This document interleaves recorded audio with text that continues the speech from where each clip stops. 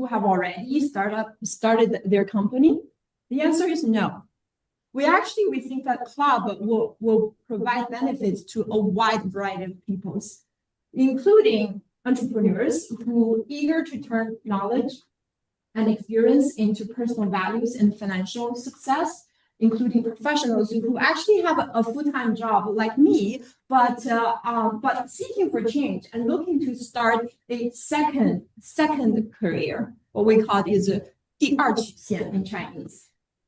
And young students, right, with the minds and the drive to test their ideas in the fast evolving world. And even people who don't really have some good ideas on startup, but they are eager to network and to really connect with other people and spark innovation through collaboration. So we're open to all people, all ages. And what can we provide to these people? And on a very brief level, and during the lunchtime, we'll provide more, but for now, very briefly, we will provide the resource sharing and experience exchange, and we will provide workshops and trainings, and such as the event today. And we'll also provide the startup project incubation, and then we help startup companies to further form their ideas and get investors, provide the mentorship and all the resources that they may need.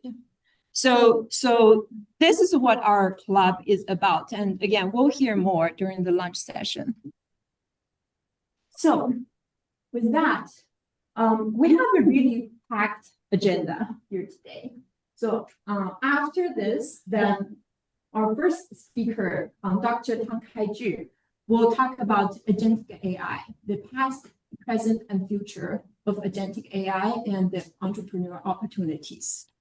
I'll provide you a little more background about him right after this, and that's going to be about an hour. And then our second honored speaker is Troy LeMay-Stovall.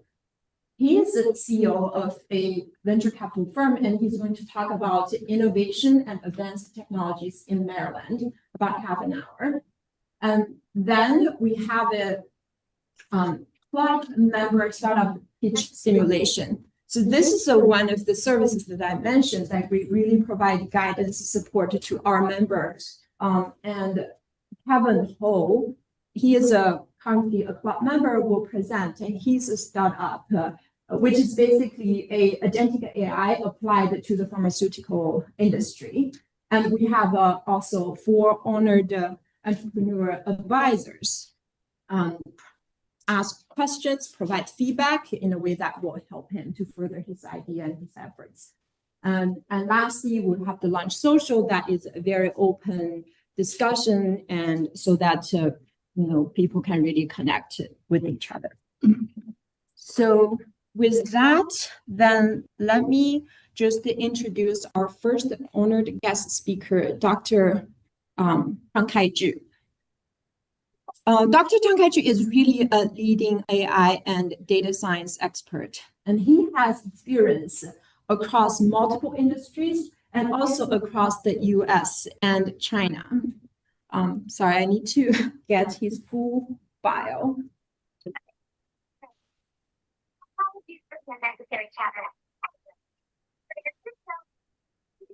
Because it's a lot, I won't be able to remember it.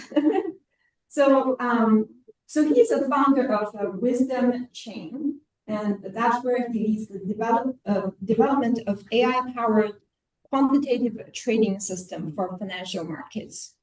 He's also CTO of SoulBuddy and co-founder of 2 mental health startups, where he created an LLM-powered platform that doubled online systems and transformed user engagement in digital psychological services.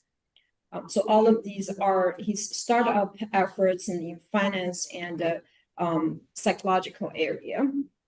And his main full-time job, if that's not enough, is the principal data scientist at Anywhere Real Estate. And he's been driven AI adoption in real estate, creating tools like natural language search, consumer chatbots, and an agent co-pilot engine used by over 300,000 agents to boost the efficiency and service. And before his current effort, he actually have even more diverse industry experience and research leadership.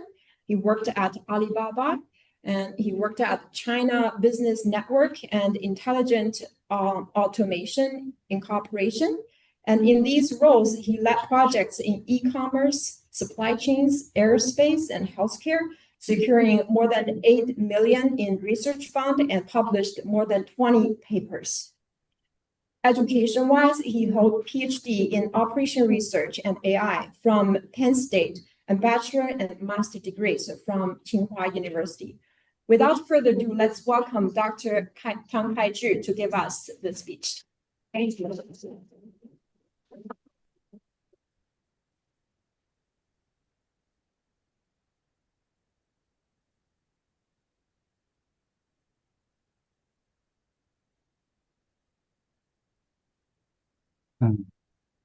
Yeah, thanks for the nice introduction. And today I just want to give a talk about this. Okay, good. About this agentic AI technology, and I will cover more from the industry trend and also some use cases I developed maybe in the last few months. Yeah, basically I will talk about emerging this agentic AI trend, okay, and also history of agentic AI, and maybe give you an overall understanding what it's about. And also it's talking about 4 generations of agentic AI technology and look into the past and also the future. And also talking about how implement agentic AI, maybe even all of us can have a try today, okay, to do some using some we call the no coding and coding platform, okay, to do some work. And finally, we will maybe share some my points about how to win in this called AI era, AI age. I don't know whether you heard about the story about this is happening in the beginning of this year. It's called Manners. It is from China, and this guy, the young guy, did a short video and saying that they're building a called general purpose agentic AI solution. Okay, that can help you building website, building PowerPoints, and writing long articles and long reports, and to do this kind of things. And so they get some good funding from Silicon Valley. Okay, they get about $70 million US. Okay, and this is very rare. Okay, Chinese company. Okay. So it's starting from here. Okay, so it's a lot of discussion about the agentic AI, and many people saying this is called the starting year of agentic AI. And AI has been for a long history, and generative AI has been long history also, but this agentic AI, this is the first year. If it goes back, because I'm tracking this industry, and in the last year, okay, this NGO, maybe you guys heard about him. He's a professor, used to be a professor of Stanford University, and also he teach deep learning, very well. And he used to be a chief data scientist of Baidu, okay, and then he come back and he founded several companies in the education, in the mental health area, and he is a big influencer in this AI industry. Okay, even last year, I think it's last September or something, and he's calling that the rise of agentic workflow in AI. Okay, so when we talking about AI, talking about writing some prompts and to getting some answers, but here we're talking about a flow. Okay, how this prompts can be connected and to do things for you. And see, I think later we don't see Dr. Tang's slides. Please show his slides. Big pusher, okay, in this AI relationship with OpenAI. 没查看一下。He's saying the whole industry, the SaaS industry will be changed. Okay, so in the future, we're talking about software. We're not talking about SaaS. We're talking about agents. Okay, so rely on the existing platform, or maybe of course Microsoft has its own platform, Meta has its own platform, Google has its own platform. In this platform, okay, the agentic AI can be embedded there, and the people will get the capability of the AI.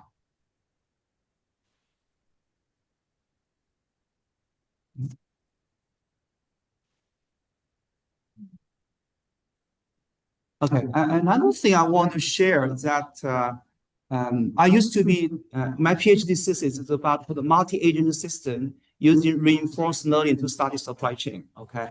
At that moment, we're building called the multi-agent system is trying to, building the agents staying everywhere and that they can communicate, they can coordinate to finish some big tasks. Because of the AI capability 20 years ago, it's not that advanced. Okay, so that area is coming,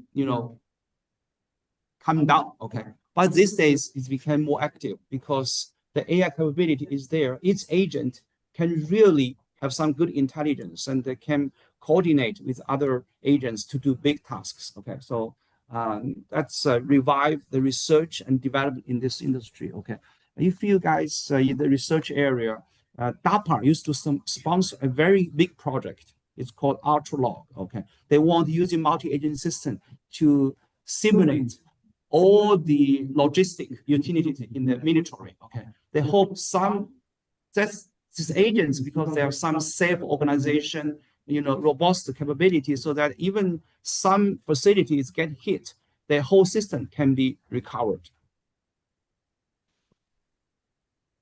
Okay, that's some trend. I just tell you that it's very big things is happening in the industry this year. Okay, and because of this agentic AI. So what is the agentic AI? Okay, so if you look at this diagram, okay, when we're talking about AI, especially generative AI, usually we're talking about we give some input.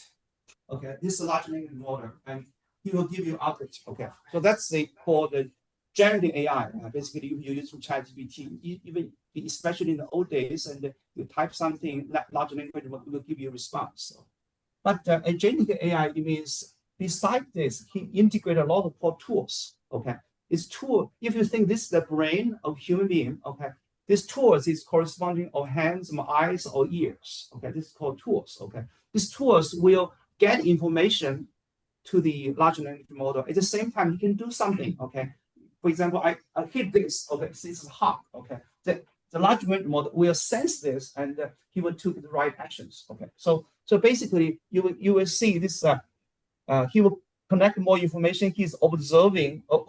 He will look and to reformulate the response. This became a something called feedback loop. Okay, with this feedback loop and the accuracy, the response of the accuracy, and also it's connecting the real world has largely improved. Okay, so even of course these days it's talking about this agent stay in your computer. Okay, so your computer has camera, has a microphone. Okay, he can write on your disk. Okay, he can connect with a lot of cloud service. Okay, so this is computer to become the real agent over there. Okay, and you can see these three key capabilities is coming to being. One is called reasoning. Okay, second is called memory. It's the tools. Okay, so this is corresponding to the human being design. Okay, you have to have reasoning capability. Okay, you can solve math problem. You can solve some algorithm problem. Okay, you have some good memory. Okay, you can remember the most recent ones, but if it's possible, you can trace back into very old memory, very old material you speak or hear or you captured. So this is agentic. It's a simple, okay, the most atomic agentic AI framework. We're talking about reasoning. Okay, reasoning is very important for the large language model. This paper is published before the ChatGPT was released at the end of 2022. Okay, so they're talking about in this large language model, we need some good reasoning capability. Okay, so starting from there, if you using ChatGPT, the ChatGPT released called O1 model, okay, last year, and also recently DeepSeek is R1 model. This is called reasoning model. Okay, so it's based on the large language model, but has good capability to solve math problem, logical problems. Okay, can really like a human to reasoning about this world. Okay, so that's a reasoning capability. Okay, so if you look at this table, I list all this happens in the last 3 years almost. Okay, the reasoning capability. Okay, ChatGPT has 3.5. There's no reasoning capability. It's just a language model. Okay, and starting from GPT-4, yeah, I want to share something about what's reasoning capability. What's the language capability? Language capability is basically, you can think it's maybe I would say high school student. Okay, he learned all this language and he can speak. Okay, but the reasoning, really means he can do math. Okay, he can solve logical problem and he can build in some strategies and some algorithms to solve the problems. Okay, so all these things you can think they rely on this called chain of thought is one of the important concept, and also reinforcement learning. And these days it's a multi-stage training and reinforcement learning. That's DeepSeek is using that, and this is also improving. Okay, people are investing new algorithms and new strategies to work on that. Another thing is about memory. Okay, memory. If you guys using the large language model in the beginning, it's called 4096. Okay, that's the length of the large language. You can see memory. Okay, so every time he can only hold so much of tokens. They call tokens. Okay, so I think in 2003, okay, the whole industry is trying to how to expand this. They're using a lot of ways try to expand this. Okay, but if we observe the history, okay, it's increasing. Okay, starting from 4096 and double. Okay, right now the maximum is Google Pro, Google 2.5 Pro. It's 2 million tokens. Okay, 4096 is just a couple of pages. Okay, so this 496 I think can hold even half of the library or a lot of materials. Okay, so why we need memory? Because as human solving problem, okay, if I want to solve problem, I have to collect all my materials on my desk. Okay, then I can study to solve the problem. For the large language model, AI is the same. Okay, when he want to solve the problem, he had to grab all the information into the memory and try to study and solve the problem. Another way is talking about tools. Tools is studying ChatGPT is doing the first thing in this area. First, it's called function call. Later, it has been largely extended into the GPT store. There's a lot of tools inside that. Okay, as I explained about tools before, it's corresponding to the hands and eyes of the large language model. Okay, this is one of the things. It's called, this company is still there. It's in the industry, the first company. They're trying to emulate a person to operate a browser, okay, purely through natural language. So basically, when we're doing browser, okay, we need click, right? And we need to read and click. But they're trying to say, instead of doing this, how about we just speak, okay, using voice and using text and tell him what to do. Okay, so this is the first thing. This has been even enlarged. Is about this called Cloudy. Okay, they called lower act. Okay, you can check. It's open to use. I checked last night. Okay, before it's just a research because we are connecting with Amazon and they're trying to work with us, find a good use case in us. Okay, so basically it's trying to emulate a user, okay, to just speak, and the large language model connected and they can operate a computer. So we can see this from reasoning, memory, and tools. Okay, this is a very important capability for the agentic AI. Okay. Okay, let's come back to the some generations. Okay, this is called first generation. It's single agent. It's reflect the first diagram. Okay, but it's a simple way. Basically, this agent. Okay, he has a planner. He has a memory. He has reason. He has tools. Okay, he can do everything in a maybe in a say in a program. Okay, he can do everything about that. Okay, and then people are thinking about how about multi-agents, 2 agents, 3 agents working in the same system. So that means a task can be divided and the communication can be synchronized. Okay, so they can working like just like in a team. Same, for example, in this team, okay, we have for example discussion panel. Each discussion panel has an agent. Okay, this agent can talk with each other to we need to vote. We have some mechanism. Okay, for example, later the person who is presenting, we can vote. Okay, and we can negotiate. Okay, so this kind of mechanism can be automatically happen among the agents. There are many technology or platform built on this. Well, one of them is called Crew AI. You look at the name, okay? He's trying to emulate a crew of people, okay, who can working together, okay? So like a maybe a news agency, okay? So there's maybe about 10 people. Someone is collecting information, someone is doing editing, someone is trying to evaluate, and this kind of workflow is there, and so they can working together. This is another Microsoft release. It's called AutoGen. Okay, it's a similar way. Okay, so basically they're trying to emulate the brain for multiple people, and they can working together.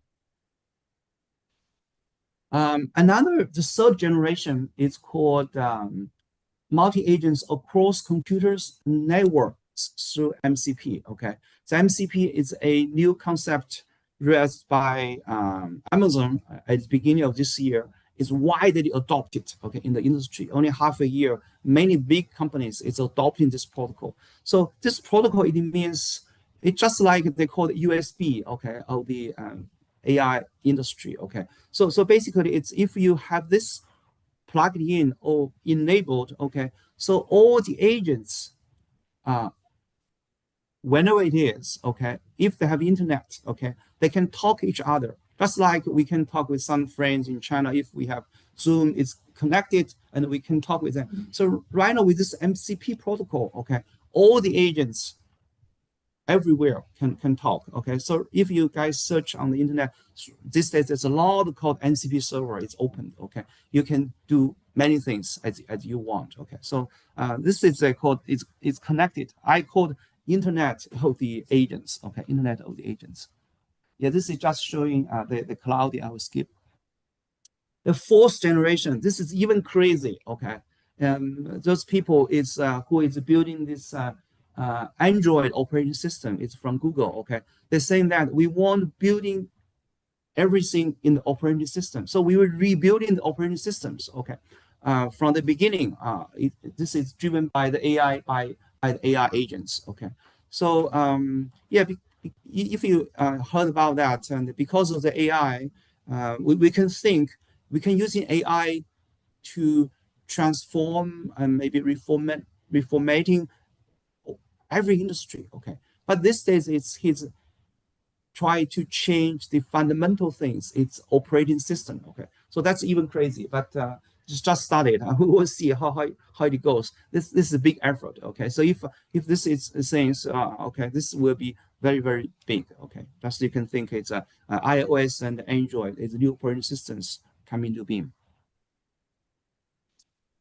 Okay, so yeah, this is any questions? Okay, I'll speak quickly and maybe I'm all excited and I just want to share with you, okay, what's happening in this industry. Okay, and excited too. excited too. Okay, it's good. Please continue. Excited. Now I will share some practical things. Okay, so basically when we say, oh, agent is so powerful, right? It could be everywhere. What it can do? I can even say we are not developers. Okay, we are not IT persons. Okay, what we can do? Okay, so I will share some ideas. One is called low coding agentic AI platform. Okay, So basically, you don't need to write any code, okay? And you can build in your own agents, okay? There's a lot of tools you can use. First, Microsoft is Copilot Studio, okay?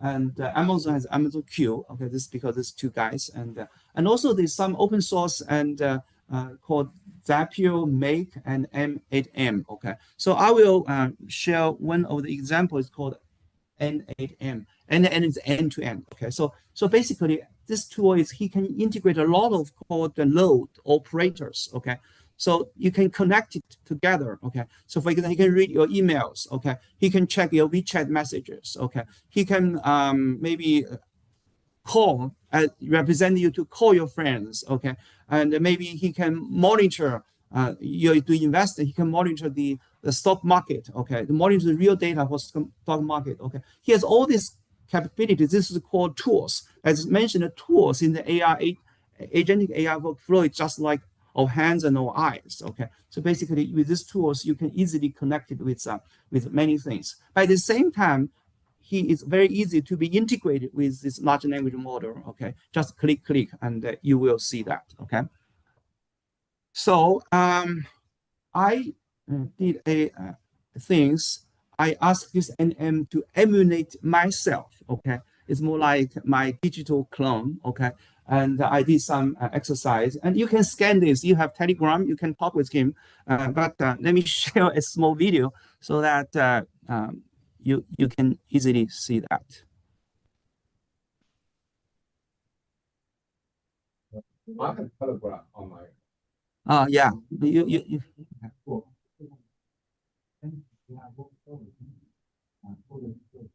voice is not here.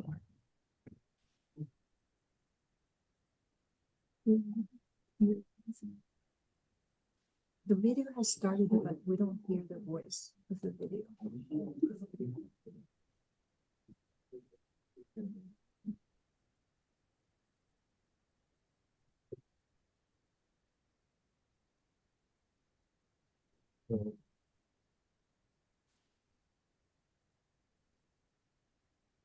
这个 video 没放出。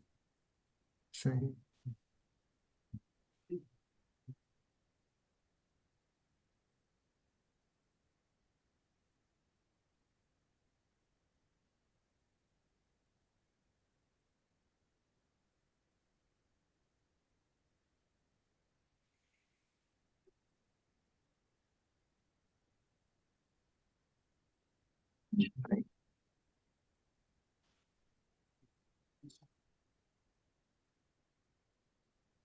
Thank you. Yeah, share screen. Let's stop for a second. Yeah.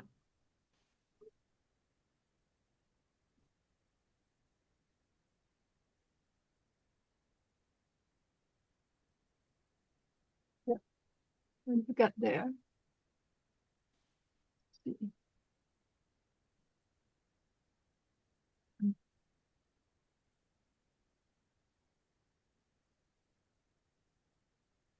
Check voice. Entire screen. Oh, this Yeah. this one. Yeah. Voice check voice. Stop sharing. Did I not stop? No, it's into.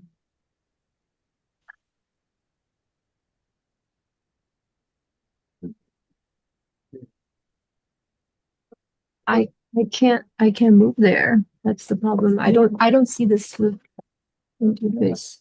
Yeah, we should mirror these two things. Okay, don't just mirror. Sorry for some. It showed up on the top. Yeah, it's better to mirror these two. So let's see. We'll need this. Maybe you want to share. Yeah, I can drag here if you want. I can drag the video to here. Just and yeah, don't say we can drag here. Yeah. 那就还是需要这个吧。我跟他 launch 了我的 Telegram，然后你说在 Telegram 里头 scan 那个 code 是吧？对。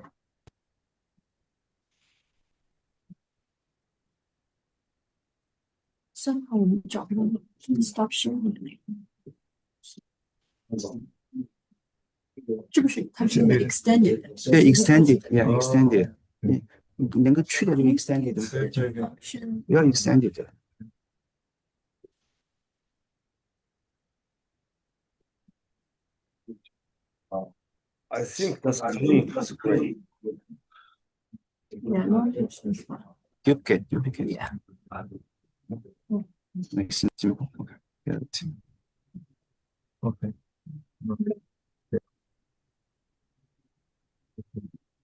So, anyone, this one. Yeah.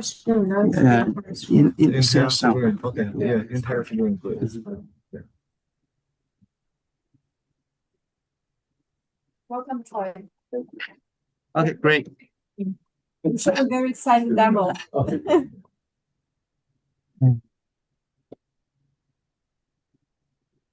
Do video. 我用 NAM，就是我刚才介绍的这个Agentic AI Workflow 的工具 Start. 做的一个 Yes, 我自己的 yeah. 数字分身就叫 Open Wisdom，OK，也叫开智，OK，它基本上这是它所有的这个逻辑的组成呢我们是用这个 Telegram 作为终端，然后我用 N8M， 就是我刚才介绍的这个Agentic AI Workflow 的工具做的一个我自己的数字分身，这个名字就叫 Open Wisdom，OK，也叫开智，OK，它基本上这是它所有的这个逻辑的组成呢，OK，我们是用这个 Telegram 作为终端，然后呢可以接受文字和语音的信息，然后呢这个agent 可以进行这个回复 ，OK 回复包括这个理解你的内容进行回复同时的话呢，我们有一个叫做纠偏的这样的一个能力当我们发现回答的有些不对的时候，我们可以补充信息我们也可以就是进一步的指导他应该怎么样做 ，OK 那基本上是这样的一个，那我们来试一试，好吧？试一试看看它怎么工作的 ，OK 那我们先启动这个 workflow，OK，启动这个 flow， 我们来先问一个最简单的问题 ，OK， 就是说你是谁？好，我们可以看到它在计算一步一步的这个问题很简单 ，OK， 它就基本上就回答了，就是说I'm 开智堂 ，a scientist, an innovator, and a person of faith committed to integrate knowledge, compassion, and purpose， 就是这样的一个介绍。好，那我们下面再试一试这个语音怎样让我能高兴起来，每天都能高兴呢？我们可以看到，处理语音了把语音转成文字进行回答，正在回答的过程当中好，就是很多这里他就告诉你一些怎么样去每天高兴的一些做法，包括感恩的心做自己喜欢的事保持积极的心态关爱他人平衡生活这样的一个方面 ，OK。好，那我们再来问一个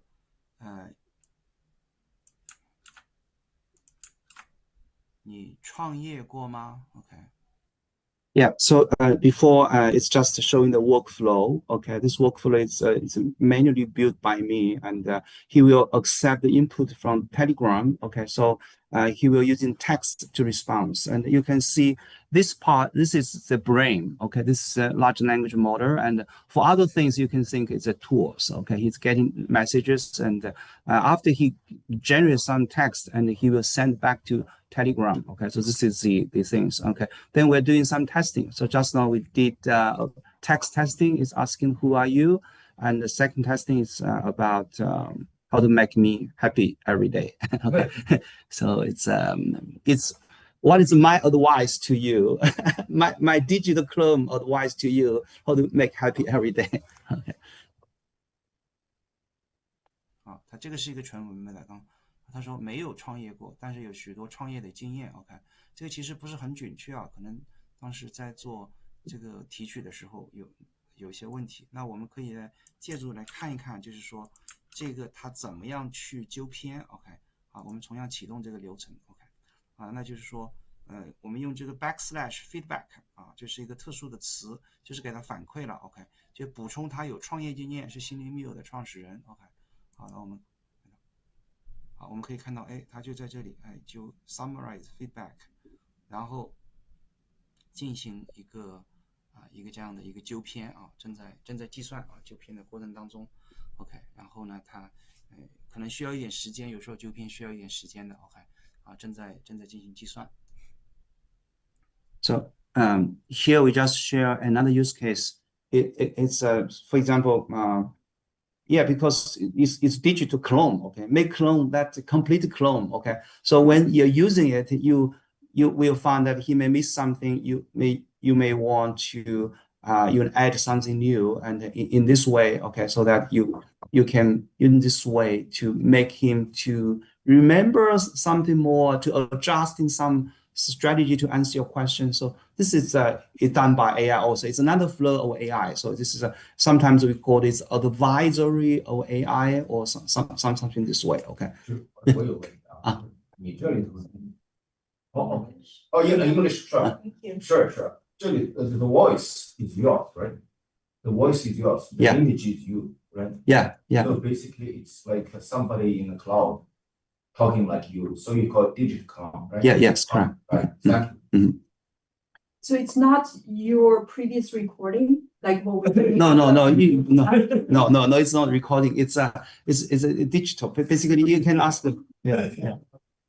It's generated on the spot based on contents. It's not your. Oh, this is it's output. There's no voice. Output is always text. Okay. So this is my video. It's just a video. Okay. So okay.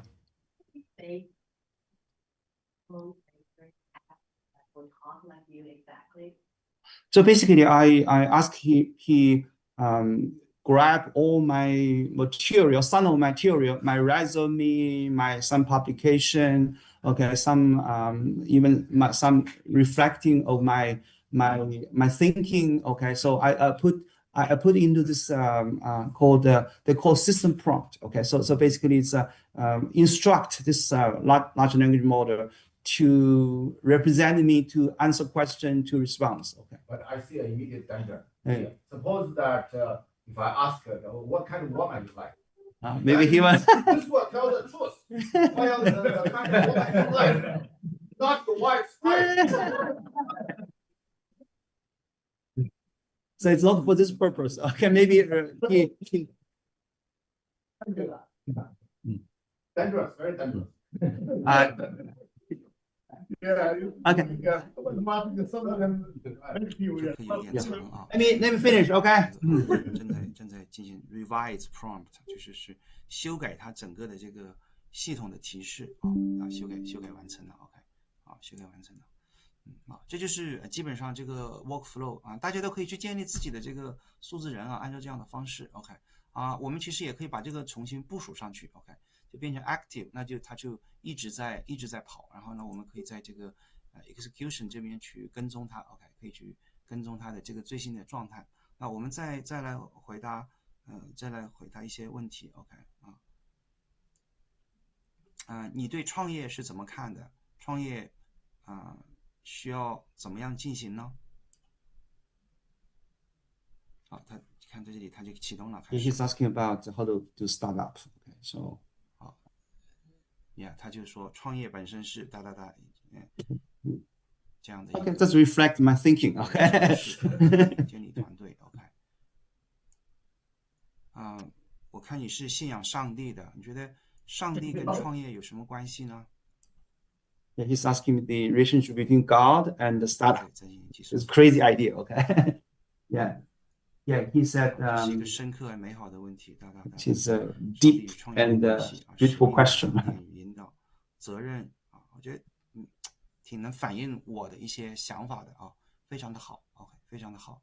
好，我就先介绍这些啊，挺好的，Yeah, this is just show example. It's for education purpose. It's not for real deployment. Okay. If you want to play, you can play with it, and maybe you get more understanding about me. But basically, in the future, I'm thinking everyone can have their own digital, clone. Okay. Let's move forward. Okay. And also, this talking about this M8M. Okay, if you guys want to play, okay, it's free and you can definitely play. Okay, and And also there are many other things. Right now I'm talking about coding, how to coding this agentic AI. Okay, so there's a lot of tools as I mentioned, Crew AI, semantic kernel. This it's also from Microsoft, and this agents SDK is from OpenAI. Basically, it's just like an API. Just I did many years ago building multi-agent system. We have some Java SDK, and using this and to building of agentic workflow. Okay, and let me see some. Yeah, this is one. It's a small video I'll show immediately. Okay, this is the workflow. Okay, this one is I call the perseverant family education or perseverant parent. Okay, I'm thinking I'm have this challenge basically. Handle my daughter is it's tough. Okay, I need some support. Okay, so and we're losing patience and we were desperate. Okay, but AI will not do that. Okay, so in this way, I'm thinking one of the important things is AI need to help me to remember. Okay, remember what about me? What about my daughter? And in the over the history, and also he can provide guidance to me if I question. I can provide guidance for me. At the same time, he need to be able to maybe train me. Okay, I'm building some training agent. Okay, every day to train me, give me some tough scenario, asking me respond and evaluate my response. Okay, this is about. Let me just watch this small video.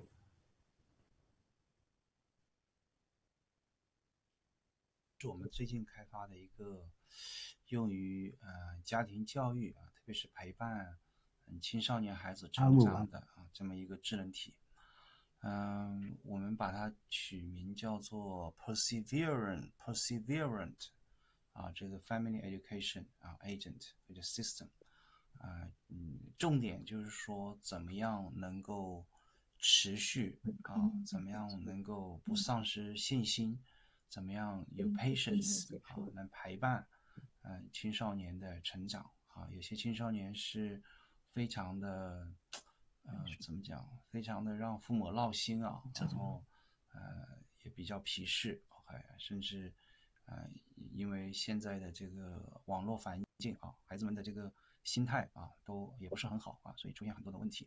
那我们这里有一个假设的一个用户一个状况我们首先是要录入这个孩子的这个信息我说一下整个的这个流程整个的流程是我们不断的可以录入孩子跟家长的信息同时的话我们这里有3个智能的部分结合在一起工作第一个就是说So we were talking about a very tough scenario. Basically, this daughter is 14 years old, and he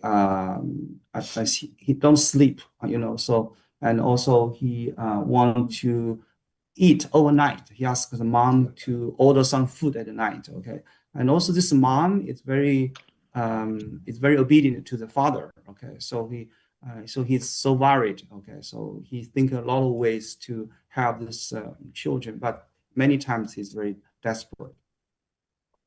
我们可以去咨询就你这个孩子和家庭的情况去咨询一个导师我们叫做理想父母导师这就是扮演一个咨询师的一个角色。另外一个呢，我们有一个叫做理想父母的一个训练也可以认为是一个教练。OK，那这个咨询和教练有时候是 combine 在一起的现实中，但是在这里我们是把它这个分开，因为他们的流程是有些不一样。OK，那训练的话主要是提供一些实际的场景，然后看看这个父母的回答，然后对回答进行评价。然后呢，咨询的话那就是问他问题另外就是我们还有一个定时的产生这个报告的部分。OK，那我们来看这个孩子的信息这个孩子其实是一个14岁的一个女孩，然后呢，她已经请假休学了，然后昼夜颠倒，半夜叫妈妈点外卖，要求妈妈带她去医院。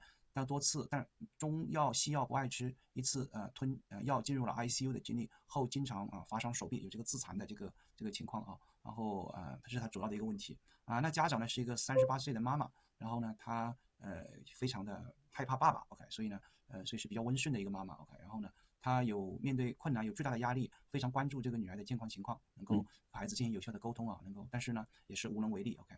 所以呢，我们就会看到有这个咨询因为这里都有一些现成的数据它就会有很多的这个倾诉很多的情况，比如说孩子又打游戏了，不知道怎么办才好 OK。那我们可以看到，就是说作为智能体，我们是有一个结构化的一个分析比如说问题的识别、心理动因的分析，还有一个应对的一个建议，还有一个理论的依据，还有一个鼓励语 OK， 这是也是我们专家给我们的一些模板 OK。So this part is try to learn from experts, okay, some very experienced psychologists, okay, in this family education area, they will give guidance. You can think they're scripts. Okay, so we learn from that and then put into the AI. 然后我们继续问这样的一个情况 ，OK 啊，这边的话就会提到他抑郁症住院了，然后呢这个睡觉打呼噜2位这个病友啊，就说这样的一个情况啊，我们继续对他的识别啊，这些的话可以提供给家长朋友啊一些具体的一些建议啊，也是一种情绪的安抚 ，OK， 有时候我们在兴头上的时候或者说就会发生一些冲突啊，但是这样的一种智能体啊，特别是把专家的这种经验啊植入到当中以后啊，可以在一定程度上帮助到他。啊，另外一个就是我们一个叫做父母的训练啊，训练的话，我们可以看到就是说要产生一个场景 ，OK 啊，是一个什么样的场景啊？就是说，最近对家庭状况不满，然后家里总是那么紧张，然后呢，就要求这个妈妈作为回答，妈妈回答以后呢，她会进行一个评价以后就这样子 ，OK， 那这样的话呢，可以不断的去训练这个妈妈，然后让她能够很好的不断的得到一些喂养啊，也得到一些在各种艰难情况下面知道怎么样去应对。Yeah, second part is talking about the training. Okay, so it's consulting and training. 因为日本考古挖出来的东西，要么带汉字，要么就刻有中国名称。2018年，日本对仁德天皇陵进行了考古挖掘，墓中就出土了许多中国魏晋时期的文物，而且墓中的结构与这一时期的也高度相似，再加上秦朝时徐福东渡的传说，所以日本害怕考着考着就回东域。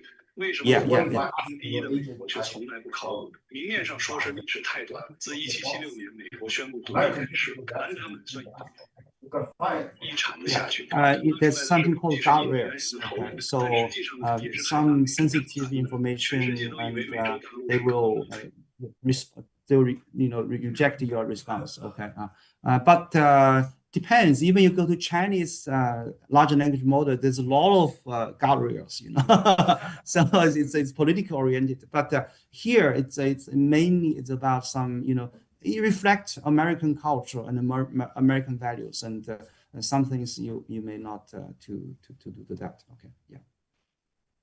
Okay, let's move forward. Time is up. Okay, so the another case I will skip. It's about this one's perseverance. It's about it's about the house, tree, person evaluation. Someone draw some house and tree. This is psychology, okay, problem, okay. You guys can play, okay. Link is here, okay. It's open, okay. So if you just register, you can play with it. So I will skip this moment, okay.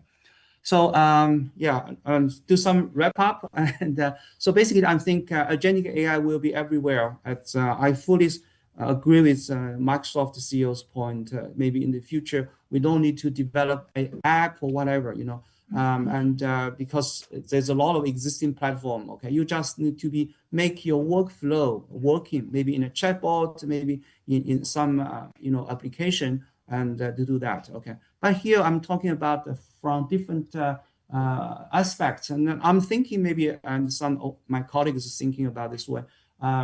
Everyone can have your agent, okay, from different aspects. Thinking agent is take care of some part of your life, maybe only 5 minutes a day.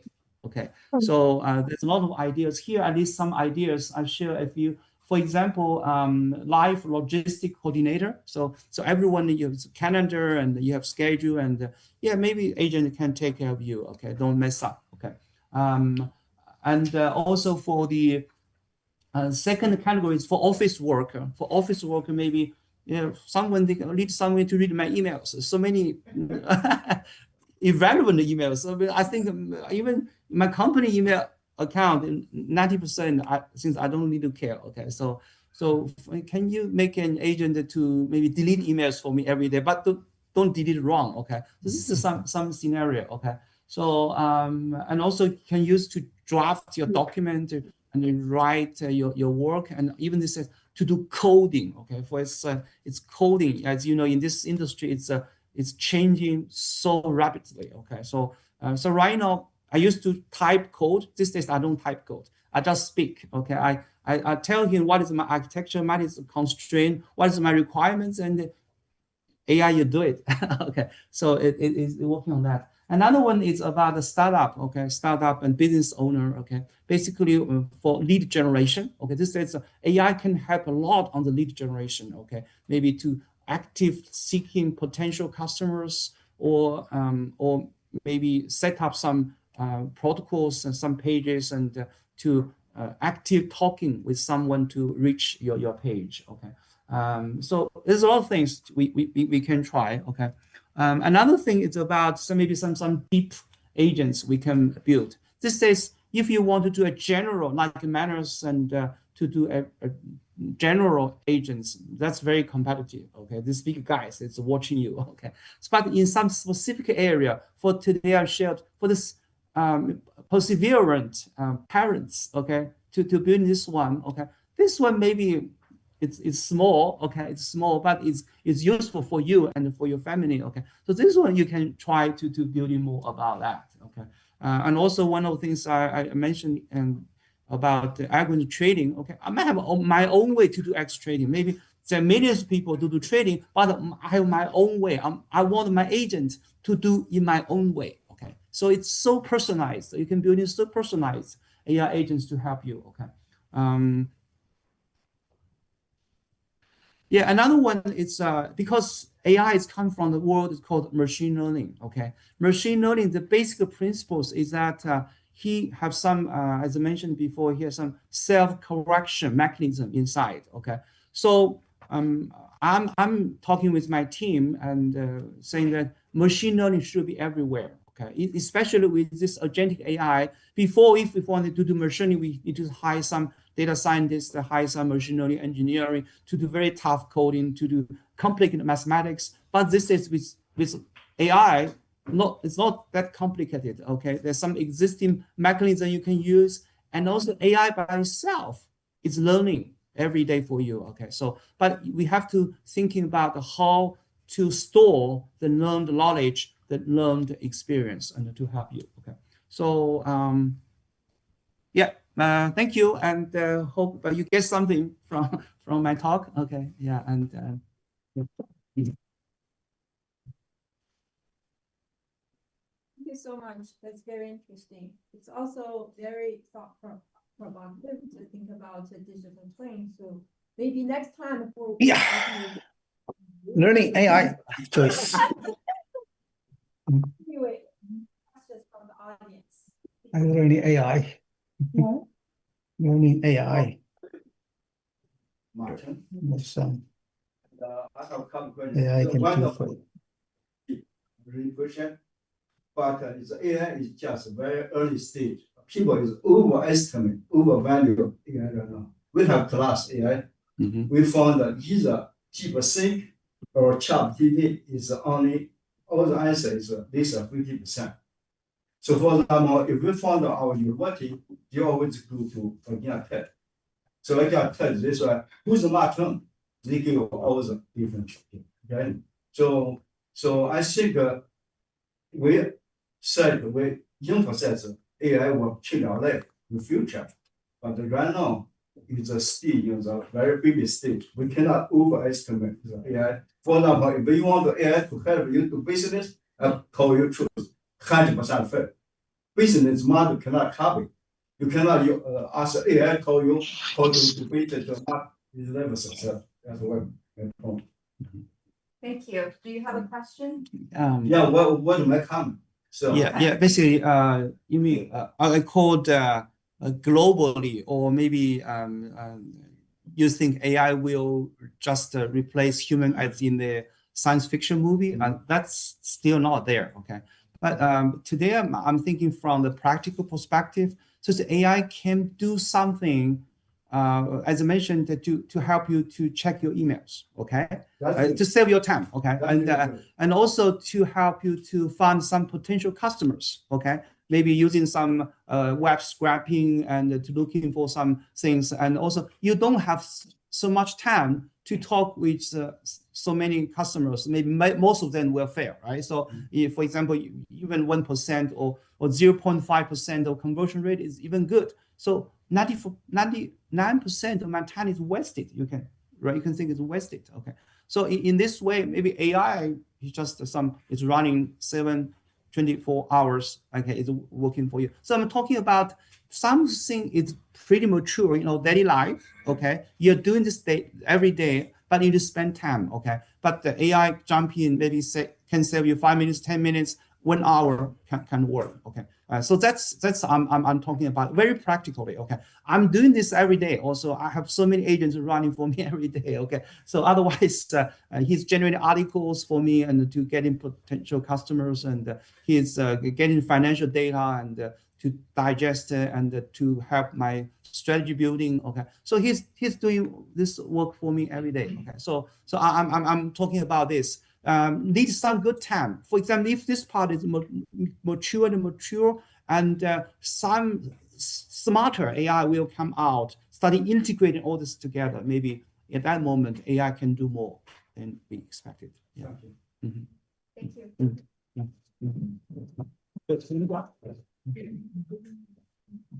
Good. Thank you. Sorry, because we're a little tight with the time, but we'll have more time to communicate for questions during the lunchtime. So let's move on.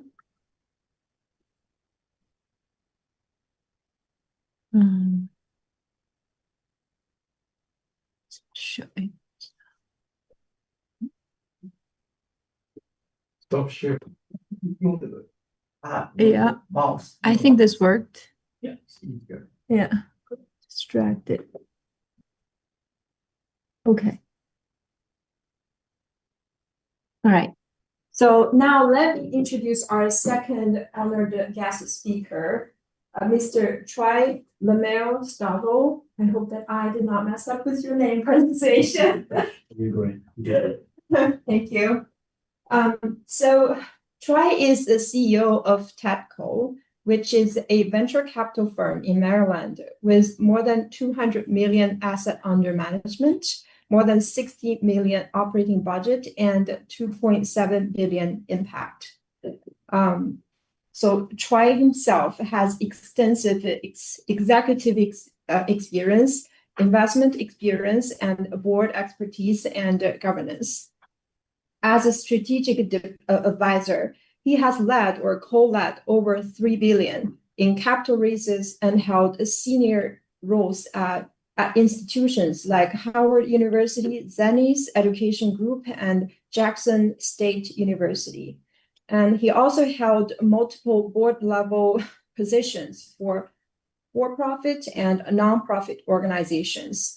He's chaired key committees and influenced in areas of strategy, M&A, capital formation. He himself is an entrepreneur at heart. He founded Savo LLC and also co-founder of Gulf South Capital, the recognized speaker and writer on venture capital, higher education, and inclusive economic development. Troy holds degrees from Southern Methodist University, Stanford, and Harvard MBA. He has earned numerous awards and recognitions, and I saw his bio. I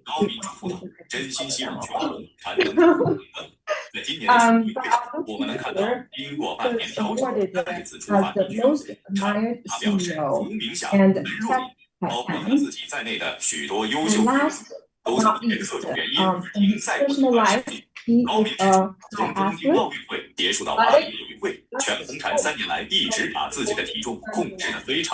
With that, let's really give a welcome to Troy. 高明表示，全红婵面临的不仅是体重问题，还有心理问题。体重的增加会让人越来越吃力，而且更加容易受伤。而且以前全红一直只是个教育系争议，现在人面临更多的所以必须要调整好自己的心态。最后，高敏祝福道，真心希望全红婵能突破难关，在今年的全运会上。Where?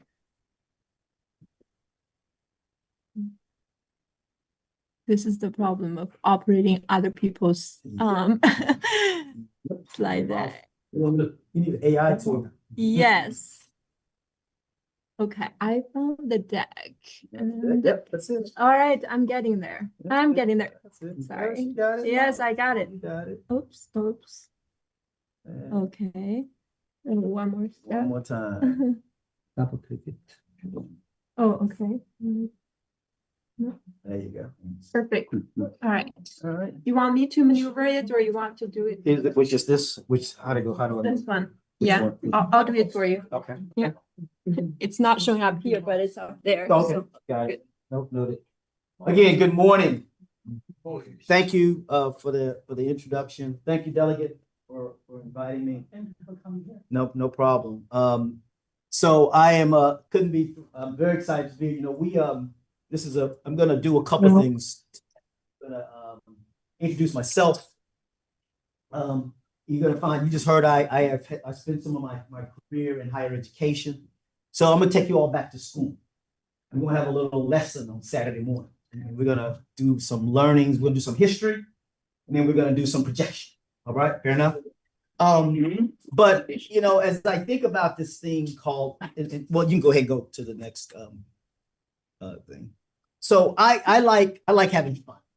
And so one of the things I like to do, I like comics. As a matter of fact, just last night, my family and I went to go see the new Fantastic Four. And so I love Opus. If you don't know, United States, and so this is the Penguin is one of the key characters, and the reason I wanted to put this one in here and talking with you all because I'm going to let you into my mind. And so you're going to maybe see some stuff maybe you don't want to see in my mind. And so, but the problem is, like he says, sometimes the problem with opening up your mind is people keep putting stuff into it that you don't want. So that's going to. So I want this. The point of this, I want this to be a conversation. So I welcome the conversation. I welcome you challenging me and challenging where I'm thinking and what I'm going to say to you today. Okay, you can go to the next one. So I said I'm going to introduce myself. You just keep on going. So I'm going to introduce myself first of all. So I lead TEDCO. TEDCO is for the state of Maryland, our venture capital. We do three things for the state of Maryland. We do economic development. We do venture development. Share slides. Her pitch book. Pitch book has named TEDCO one of the top venture capital organizations in the Mid-Atlantic. Just last year, the NASDAQ, our logo was in the NASDAQ there in Times Square because of the work that we do in investing in underserved communities. So we're very excited about the work that we do. And just so you also know, so from a credentialing point of view, thank you for the intro. I am an engineer by training. I'm an engineer, computer scientist by training. I've gotten degrees from some place you probably heard of, Southern Methodist University. In Dallas, Stanford University. I got my computer science degree from Stanford University. We cannot see the slides. Harvard. I've worked at places, some places don't even exist anymore, like Southwestern Bell. They now are AT&T, and I used to work at Bell Labs. Here is another Bell Lab guy. Thank you very much. I was at Bell Labs. Anybody else Bell Labs here? I was at Bell Labs. Their systems. It's a huge system. Yeah, Bell Labs is the ultimate telephone system. The real quick story on Bell Labs. When you go to Bell Labs, 一、拆掉非承重墙体，改做铝合金收纳柜，抽拉式设计，瓶瓶罐罐收纳，再包金属门套，装上一体，越高又通透。二、150是服务器时代，美观还没卫生。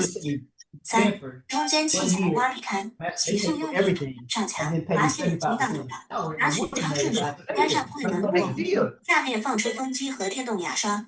四、英语区包管墨鱼上墙收纳，地面下沉自动分，空气吸附的淋浴基石，防滑防水，再做不断干湿管理。提前预买冷冻水箱。安装电动码，排列要预留电源，还能放百变香薰。上方再做橱柜，收纳纸巾，侧边挖洞电池，上面放纸巾，下面放纸篓，最后装上平开门，卫生间完美色。I'm aging myself. A digital equipment corporation. 追着问我，电马厂设计师花了多少钱？其实我们还有找设计师呀，就是用的月球。So anyway, the problem was Stanford said nobody had ever had ever gotten master's orders who would come with an undergraduate degree in electrical engineering. Because you got to take courses out of sequence with one another. So Bell Labs said, okay, fine, we'll give him one extra quarter. We'll give him 5 quarters. So we do it. So I do it. So what do? I go out there and I get it done. Can you hear us? Killed me. I mean, it was the hardest academic thing I've done in my life. So I stayed an extra quarter, but they ended up moving my job, Bill Labs did, from outside of Chicago to New Jersey. I did not want to go to New Jersey. So I ended up getting a good job at Bell. I went to Naperville. I didn't want to go to New Jersey. Okay, you don't want that. But God has a way of sending you where He wants you to go. So when I ended up going to McKinsey, I ended up working in New Jersey at the New Jersey office in McKinsey. So God sends you where He wants you to be. And so I've had the ability to have some wonderful careers. I started a family office, so that's how I got into venture capital. I started a family office for a guy named John Palmer. None of you probably heard of John Palmer, but some of you may have heard of this company. John Palmer was a founder of SkyTel. Again, I'm aging myself. The old paging company, the real first advanced paging company. John Palmer started that company, and I managed his money, and I still advise him on his money. So we started his family office, which was called Gold Stock Capital. I did that after I left. I did that after I left McKinsey. Then I started my own company because John became the ambassador to Portugal. So when he did that, he had to divest, and so I took on a number of those investments and did them myself. I decided for a variety of reasons to go a separate career and go start working in higher ed. Ended up working at places like Howard University, Jackson State University, but I stayed connected to I had a bunch of venture capital stuff going on, and that then led me back to TechCo. TechCo got me. Actually, my 5-year anniversary is coming up, so I'll be there 5 years. So the last thing up here. Oh, 2 last things. I hail from the state of Texas. I'm a very, very, very proud Texan. Grew up in Houston. And to get finally age myself, the reason the space shuttle is up here, and the reason the Vatican is up there for 2 reasons. So the space, I'll start with the space shuttle. When I was in high school, I got a chance to work at what's called the Johnson Space Center, which is NASA. And I wrote the code for the space shuttle back when they were dropping the space shuttle off to the top of 747. So they had never launched it yet. So that's how I'm aging myself. The Vatican is up there. Actually, it's a new part since I did this. So you see, I have a hyphenated name, Lamel. So I grew up Roman Catholic. I went to Catholic high schools from pre-kindergarten to 12th grade. Wanted to be a priest. I actually wanted to be a priest, Roman Catholic priest. I actually went to seminary for a hot second. The whole chastity thing didn't set well with me. So, but the funnier part of the story is my Lamel. The new Pope, who just became a Pope maybe a couple of months ago, I'm related to him. They just did a genealogy of him. They found out that he is from Opelousas, Louisiana. My family is from Opelousas, Louisiana. When they did his genealogy, they named one of his great relatives is also one of mine. So my daughter just was in Rome with my sisters, and I said, y'all should run up on the Vatican and knock on the front door and say, "Cuz, time to come out." So that's me. So you can go to the next slide. That's okay. So I told you I like to have fun, but if you go to the TechCo website, we have these professional pictures, and then we have a fun picture. And so my secret identity is I like to act like I'm Black Panther, but I call myself Black Wow. It's this secret identity that I have, and so this is who I love being, and I love I like having fun. You can go to the next one. Whoops. So I told you I'm going to take you to school. So the first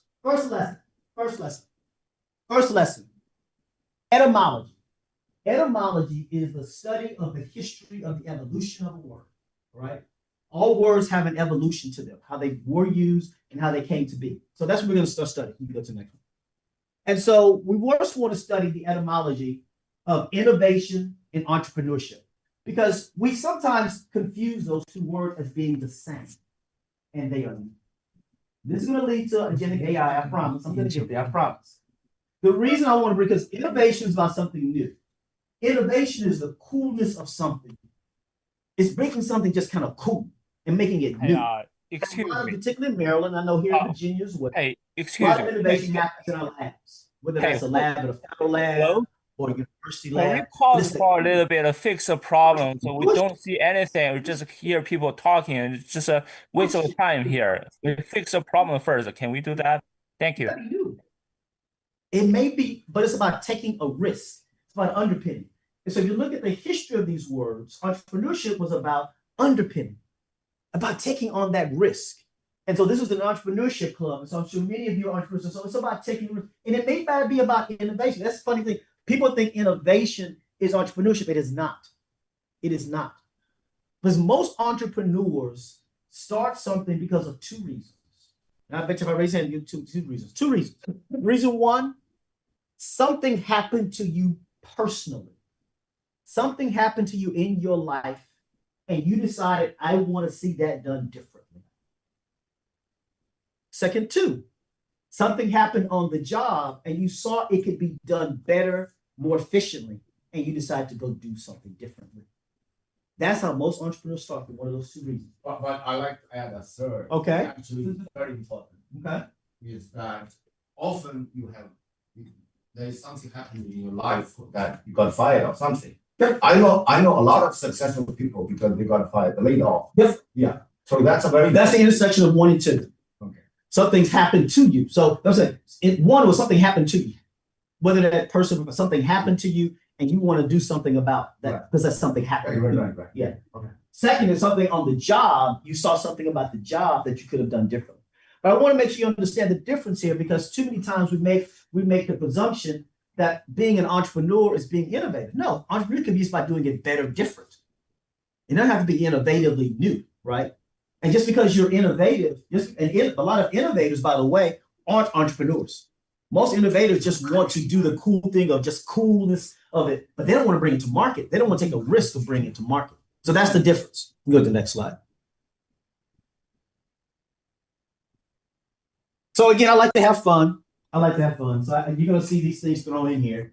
And so this first one is, sometimes we can get so caught up, and this is going to get back to Agentic AI. We get so caught up in what we're doing, we can't see the innovation. Right?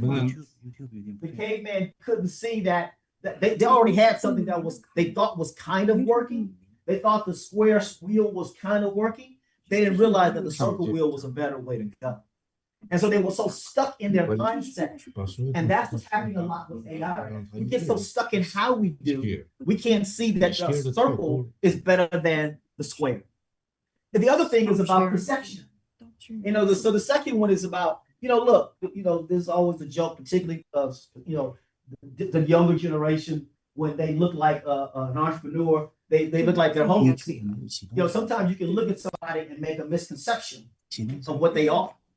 And so the point of this, and particularly with AI, is we cannot allow what we see. The way I say it differently, the second one, don't let the view that you have of something block the vision of what it could be. In other words, don't let that what's right in front of you. Sometimes we let what's right in front of us block us from seeing what actually is there to be seen. And so that again is what technology sometimes can do. Sometimes we get so caught up, but the reverse is true too. Sometimes the technology, we sometimes look too far in the future and don't see what can be done right now. I think that's what the other previous speaker was talking about. Sometimes we think that AI is about to become, something that's going to take over the world. We ain't quite there yet.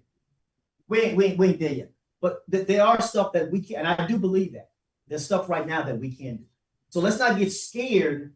So it's both ways a problem. Don't get scared by the vision that we don't see what we can do. But also don't misinterpret what's right in front of you to not see what could be. How do you balance those two things? You can go to the next one. You can go to the next one. So again, staying in school. All right, then. That's technology. Technology. Oh, by the way, I already knew where it is still. Yeah, sometimes technology don't work the way you want it to work. That's the other thing. So again, I told you I'm an engineer, computer scientist by training, who's worked in these areas. And I want to bring this up because technology is a lot of things, right? If back to the caveman, when the caveman was writing on papyrus, but pen and paper is technology. Right? When there was horse and buggy, the train was amazing technology. And sometimes we don't understand the advent of now what is happening? What is happening is that advent is happening faster. There's no question.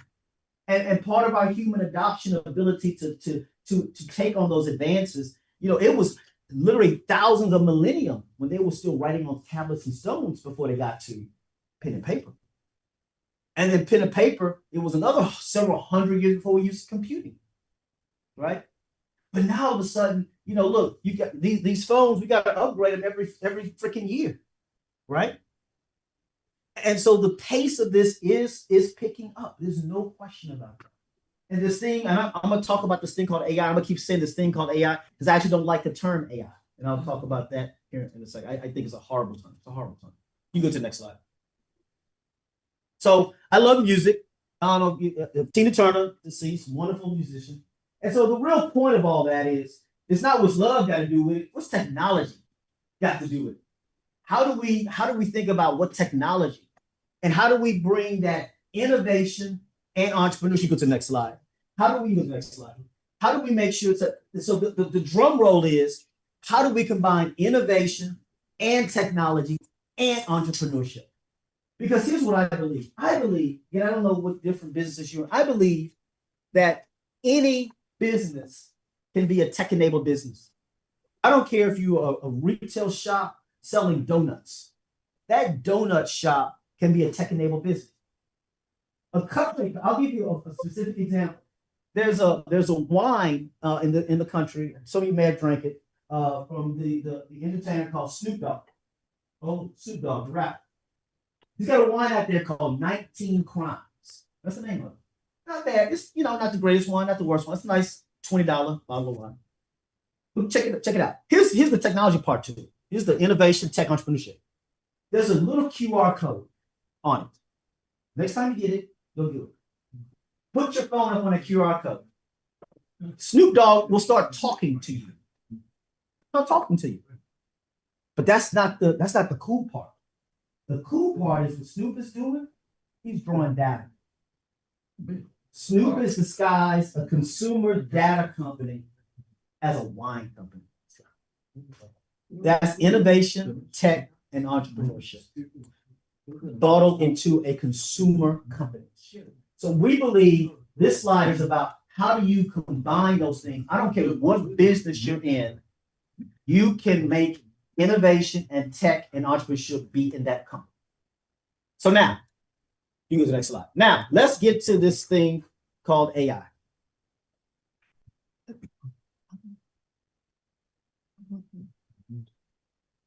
So here's why I don't like the term AI.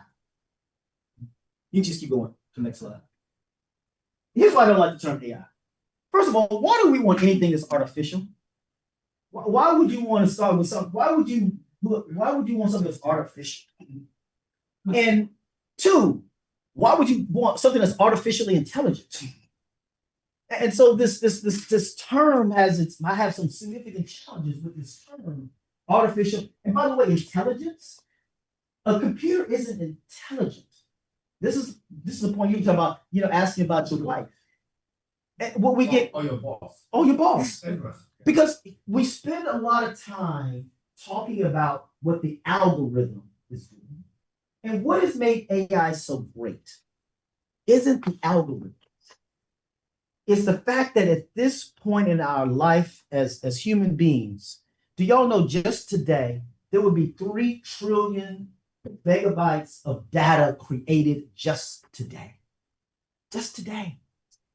Still need more data. That's what the AI has trouble because they cannot collect enough data. I'm going to get to that. Completely agree with you. But what's happened, and the reason it's gotten, first of all, what this slide is about, for those of you that, again, I'm aging myself, this term that I don't like has been around since the 1950s. This is not a new term. It's just not. It's not a new term. It's been around since the 1950s. What is different, I'll give ChatGPT credit. Those of us that are old enough to remember, when that first personal computer showed up on our desk, and it was clunky, it was big, and we thought, oh my God, we said the world's about to end. This computer is on my desk. It's going to do all these wonderful things. If you go back and I went back and looked at all the articles that came out in the late 70s and early 80s, when the first computer showed up, it was Armageddon was about to approach. It was a bunch of, oh my God, what is this thing? But what it did, again, I'm old enough to remember, it brought that computing power that had been in those big mainframe rooms. What did it do? It brought it to the desktop. It brought it to you and me. ChatGPT did the same thing. The power that we've always had sitting in big closets and other places, it brought it to you. It brought the power of this thing called AI. The other thing that's happened, though, to the point you're making, remember what's this convolution of things. Because think what's happened. One, computing power has gotten so much that this thing on my wrist and that thing, you guys, this is the same computing power that put a man on the moon. And now I'm walking to it, right? So we got computing power that's been miniaturized. Number two is the internet. And it's not just the connective tissue of the internet, which is important, but it's the speed of the internet. Again, I'm old enough to remember when I had to walk around with not just this wonderful thing, but the big loadable thing that was like a suitcase that weighed about 15 pounds. And you had to go into the hotel room and plug in and dial out the numbers and try to get a dial in and get the modem. And when you thought 2400 baud, some of you had no clue what I'm talking about. When 2400 baud modems was fast, now you log in and you're talking about, getting megabit type speeds at your homes, right? So computing power, the speed of the internet, and to the point, data. The cost of storing data has plummeted. It has plummeted. You and I can, at your home right now, you probably got a terabyte sitting on your desktop, and you can go get Google Cloud for another couple of terabytes for $2 a month, right? And so when you combine all those things, that's allowed these algorithms to have access to data. Now the point, then you go to the next slide. The real point is that it has gone, this thing called artificial intelligence, we talked about it for a long time. We just didn't call it AI. We called it a bunch of other things. The other audience talked, machine learning and large language. There's been a bunch of things. But because of ChatGPT, it's now brought it to a retail. It's gotten to be retail. Before it was this commercial thing. ChatGPT has brought it to me and you. Well, yes, I can help it do my email and do my calendar and kind of be a personal concierge for me, right? Because before it was a corporate thing. It was a very corporate level thing. By the way, Siri, which has been on our phones forever, Siri is a form of AI. Siri is a form of AI. We've been walking around with Siri for a couple of decades. That is a form of AI. The old when you call the voice response systems and you had to push 3 for this and 2 for this, that was a form of AI. We didn't call it that, but that's what it was. That's why I hate this term, artificial intelligence. So it's gone under a bunch of different aliases. So you take the aliases and all that's happened and this retailing of it. That's what's really happened. It's gotten to you, gotten to your kids. You can go to the next slide. And I'm almost done. Man, you just working. It's working. You go, hey, that's the way. That's why that kid said, I've got mute. This all the time. Somebody trying to get in touch with you. But look, and I'm not talking to an international audience here in the U.S. and international audience. There are some real challenges as we go down this path. Real challenge, political challenges. And look, I am in there as a both an investor, as a technician.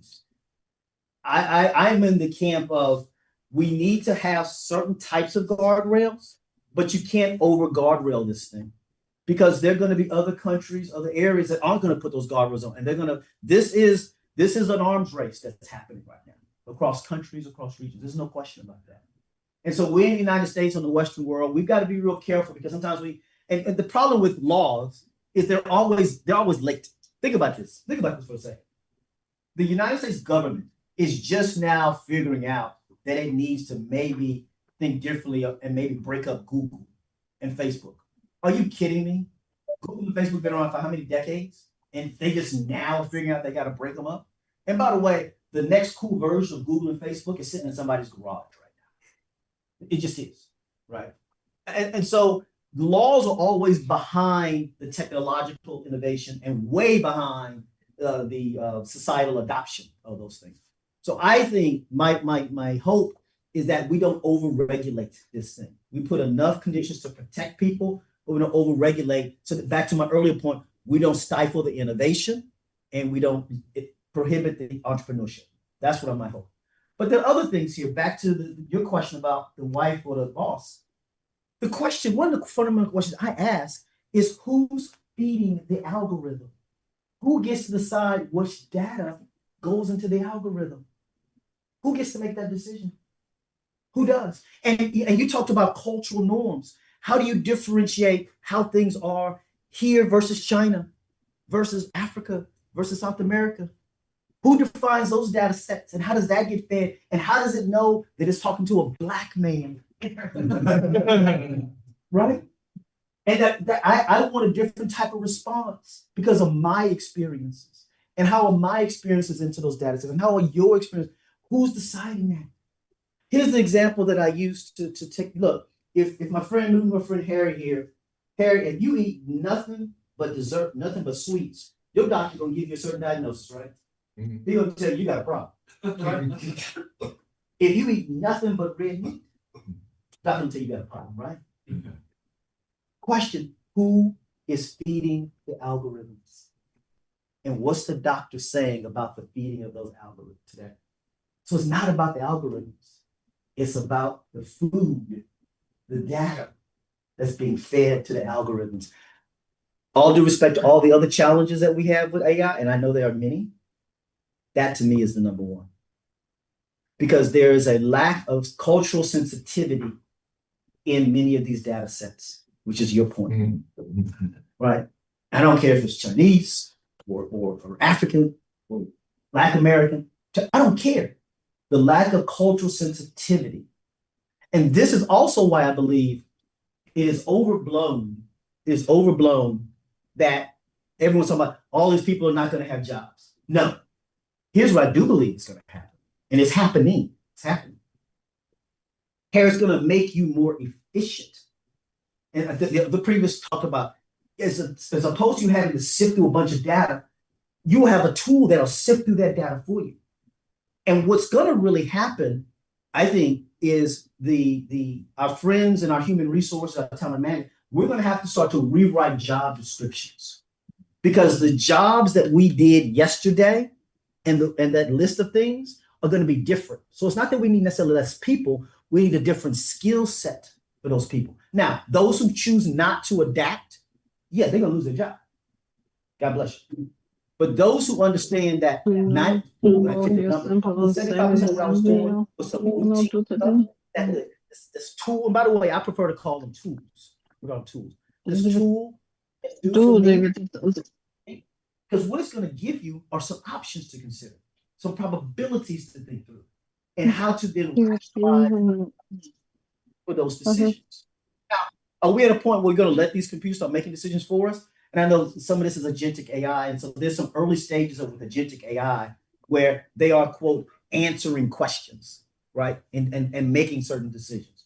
But again, to the point, it's based off of, some experiences that people have. I was just at a board meeting college up in New York, and they've got a tool that they're using, and they played around with this with us yesterday with it. And the tool helped the student decide if they should come to, and so one of our board members played with it and they asked a bunch of questions. They even asked the question of, hey, I want to come to school and find some boys. Hey, I want to come and hang out and go to parties. And so it tried to trip it up, and the tool was good enough. Because why? Because what the university has done, they've had people experienced talking to and helping it to learn, but it is a learning model. And that's the point. It's got to keep learning. And that's why I'm having a hard time with this artificial intelligence, because it still has to keep learning. It has to learn from your experience and your experience and your experience and differentiate cultural norms. Because the other thing that it tripped up in this particular algorithm, you can go ahead and go to the next slide, is that, because I'm building to that point, I see some questions, so I forget to, but the possibilities of this thing, the ability to give us a minute back, I think is amazing. I think it's absolutely amazing. The ability to help us think more broadly and differently, to see the considerations of probabilities, to find new ways to think through the problem and to do it in a more efficient way. I think that is absolutely what the tools should be able to do. But the tools should not replace your point. I love digital twins. Like I got a couple of digital twins. And even with digital twins aren't about replacing them. It's about enhancing them.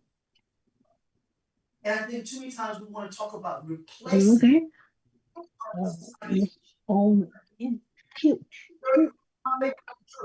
Don't know. Maybe. It's probably true. But today in 2025, and I can promise you in 2026, that ain't what it's gonna be.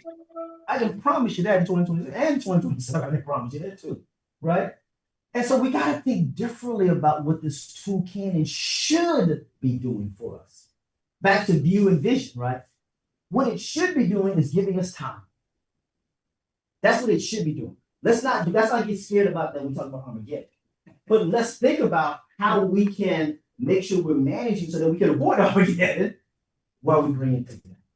So I think, one more slide. So I really do like this. It's from the college that I'm on board of. I really do like this slide a lot because I think it's different people have different stages of this. So I don't pretend that this is because it walks through the types of AI. And I think we had this reactive AI is what we all had. It was Siri. It was what Siri was initially, and all different types of voice response systems that we had. I think where we are right now, honestly, is between. I think agentic AI is theory of the mind, and you talked a little bit about that in your stuff. Is how do I begin to map how I think and how I process and how I do that? Right. We're not there yet. It's still. I think version 1. I think it's version 0.5 of it right now. But it's some pretty interesting stuff happening. But agentic AI is definitely taking, but it's the point, right? It's still got limited memory. There's still only so much it can know. It's only so much, because again, it's back to the doctor. What are you feeding it? Who decides what it gets fed? That's the foundational question. How do you differentiate cultural norms? How do you differentiate men versus women? How do you begin to differentiate these things? That is one of the foundational questions. So I think that's why we're going to be stuck, stuck here for a while. Now, are we going to get out here where we become self-aware and get to, it's running us and, we're a bunch of robots and robots are trying to kill us and all that? God bless that. I'm not worried about that, because I think this is going to be so hard. This is going to be so hard. We don't understand how our mind works. Think about it. We've only mapped 25-30% of the mind. If you talk to most, we've only mapped 20% of the mind. 25-30% of our mind has only been mapped. So how do we expect to imprint that limited knowledge that we know of our own minds into a computer? How do we expect to do that? And so I think this is going to take a minute to get to this. And that's, God bless it. So I think that's it. You go to the next. I think that's it. Well, yeah. Well, this is a good way to close. This is a good way to close. Look, as I said a few minutes ago, if you want to keep your job, this is not about becoming an AI expert. It's about being willing to evolve. And back to my earlier picture, think about it. When it was a horses and form of transportation, who was one of the key jobs back then was blacksmith. When the horses started being less, and we went to forms of transportation, the blacksmiths had to find something else to do, right? Our friends next door in West Virginia, even in Western Maryland, now that we don't do coal mining anymore, those coal miners got to find something else to do. That's just the evolution of things. And so we've got to be willing as humans. This is on us. We have the capacity to do this. It's a question of skill versus will. We have the capacity to learn more and do more with or without technology. The question is, will we and do we want to? If you choose not to, then you will be part of that will not have a job. No question of my mind about that. But if you're willing to be constantly innovative and willing to take some risk, you will always have a job. That I'm convinced of. Thank you. Thank you very much. That is such a energetic and enlightening speech. Thank you. And I personally feel very interesting that as we just touch on how agentic AI as a very like the frontier of AI development that is going to disrupt our lives. Your talk basically saying, hey, it's not that disruptive. It's actually a continuous evolution of AI technology. Correct. And fundamentally, it's still about innovation and entrepreneurship. That's correct. And That's so, a great yeah, summary. I think, thank you very much. And we've allowed the media, one last point on that point, we've allowed the media to frame this conversation. And there's a bunch of media who don't understand technology. And we as technologists, we need to be the ones framing this conversation and not letting the media frame it. That's one of them. That's why I do this. That's why I do what I do. Thank you. Thank you. So I know we are late on time, but apparently there is a strong will to continue this conversation. So let's spend maybe 5 to 10 minutes. I'm at your disposal. Okay, great. Sorry, I'm going to use my host privilege to just ask two quick questions. And knowing that you are from Maryland, one of the most prestigious venture capital firm that invest in startup companies, and we have a group of entrepreneurs here and we're also Entrepreneur Club. So I wanted to ask 2 questions related to startup companies. Number 1, when you look at AI pitches from entrepreneurs, how do you evaluate hypes versus substance? Number 2, when you look at the companies, like what are the most important things that you look from a company when you decide whether to invest? No, I appreciate both of that questions. So I can answer them very quickly for the sake of time. One, on AI, if a company, because I don't like that term, but if a company shows up and they say they're an AI company, I tell them go have a good life.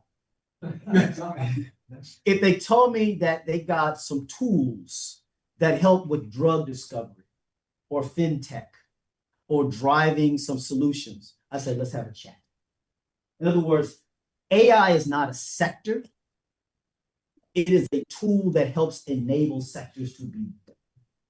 And as an investor, if you're investors, if you're investing in AI, I tell you to stop. If you're investing in a company that's leveraging a tool to be more efficient in whatever they're doing, including making wine, I'd say keep that investment. On the second point, we invest at such an early stage.